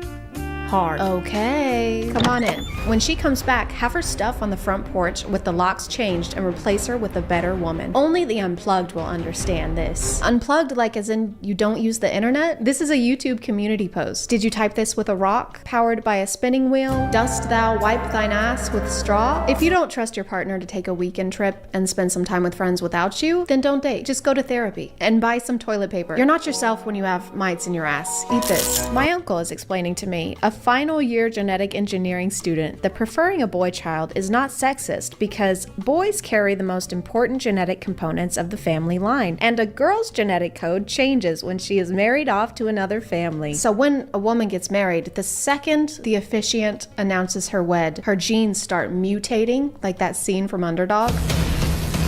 Can you imagine explaining genetics to a genetic engineering student? I don't even know what engineers do most of the time because I'm not an engineer, because I'm stupid. But I do know that if someone is an engineering student in a thing, I'm probably not going to try and explain that thing to them. If you're studying aerodynamics and tell me that that just means you know how to shoot a bow really, really well, I will believe you. For every new that enters her, she ages 6 months more, meaning the more that enter her, the more older she gets. That explains why some females in their early 20s don't even look their age. They look like they're in their late 20s to early 30s. Women in their 20s? Women in their late 20s? There's no way that this person actually exists with these thoughts in their head. This sounds like something that people would have said during the Salem witch trials. For every new dick that doth enter a woman, she gains a new evil power. Jedediah, is this because I called you short? She must face trial. Again, I will now light you on fire. If you catch flame, you're guilty. What if I don't catch flame? Then that is an evil power and you're guilty. That seems fair. I'm educating women right now about NFTs, and I'm hearing these women say, my brain haven't worked like this in weeks, months, and years. A natural, genuine smile came across my face. I'm thankful. Did they all clap after that? A natural, genuine smile came across my face. Why? They just told you that their brain hasn't worked in years. You need to call them an ambulance. He says women plural, so was this like a conference where he did this? Like a congregation of women? Has your brain not worked for weeks, months, or even years because you're just a silly woman? Come to my invite-only conference, NFTs for Dummies. I mean women. We take the woe out of woman. It's not ridiculous. Women are meant to be mothers naturally. It's a nature thing. Animals reproduce always, unless humans intervene. Do you never hear a cat say, "No, not me. I'm going to be a mouse chaser. Can't have kittens." Animals also eat their own shit, though. Unless you're living in a lean-to in sub-zero temperatures with pine needle flip-flops, I don't think it's a nature thing really applies. If a woman has a perfectly healthy vagina, she will need and desire to be a mother at one point in her life unless she has been brainwashed to think and feel otherwise. Me. So in this analogy, when the cat says that she doesn't want to have kittens, she wants to chase mice, that's a bad thing. So do you think that only male cats should chase mice? In your ideal world, the male cat wakes up at the crack of dawn, grabs his briefcase, kisses the wife goodbye. She stays home and gives birth to a new litter every day with her perfectly healthy vagina. So basically you think the world should function like if the Cats musical met The Handmaid's Tale. 4'11" to 5'3". 5'4" to 5'8". Spoiled brat. 5'9" to 5'11". 6 foot and up, a man. What height can we be then? You just listed like all the heights. If you're a woman, you're not allowed to have a height. No measuring your length in any way. It's best actually if your height is 0. Just don't exist. Problem solved. If a woman dumps you, there's only one thing that you can do. All you can do is you just need to look at her and you say, okay. She instantly second guesses herself. What she's hoping, what she's praying for, what she actually thinks happen is that you will get in a reactive state and you will get emotional. I don't know what it is with these self-proclaimed experts or like the people from the Girl Facts video that I did, but their solution to everything is just don't listen to women because they don't know what they want. You know what they want better than they know what they want, so just do whatever you want them to want. For many times, this is a massive test, and when you pass this test by just saying, okay, all right, leave them, when you're able to do that, I have watched women break down in tears and say, I was just kidding, I was just testing, I'm sorry. You should say okay if a woman says she wants to break up with you, because it means she wants to break up with you, and not that she's testing you in most cases. This kind of sounds like someone in 7th grade trying to convince me that they broke up with their girlfriend and not the other way around. I mean, I broke up with her, you know. Oh, I'm so sorry. She did say she wanted to break up with me first. Oh, okay. But it was just a test. I mean, she didn't really want to break up with me. So you guys are back together? No. When you're able to just look a woman dead in the eyes and you just say the words okay, this shows massive strength. This shows massive strength. It's just saying okay, because not a lot of people can actually say that. It's a rare thing. Someone help! There's a massive monster about to crush the Empire State Building again. Okay. Oh, thank God. You saved us again, okay, man. Okay. No woman has ever broken up with you. Okay. I love you. I love you. You are I love you. I love you. I love you. Bitch. Theory confirmed. No matter how many times you say I love you to a woman, she will always see the bad things. Wow, this is incredibly profound. I like how they say theory confirmed, like they had developed a hypothesis before they started this conversation. Or was this a cover-up, like she made them mad and this was supposed to be a discreet way of getting back at her? I love you? Oh, you're the love of my life? You complete me?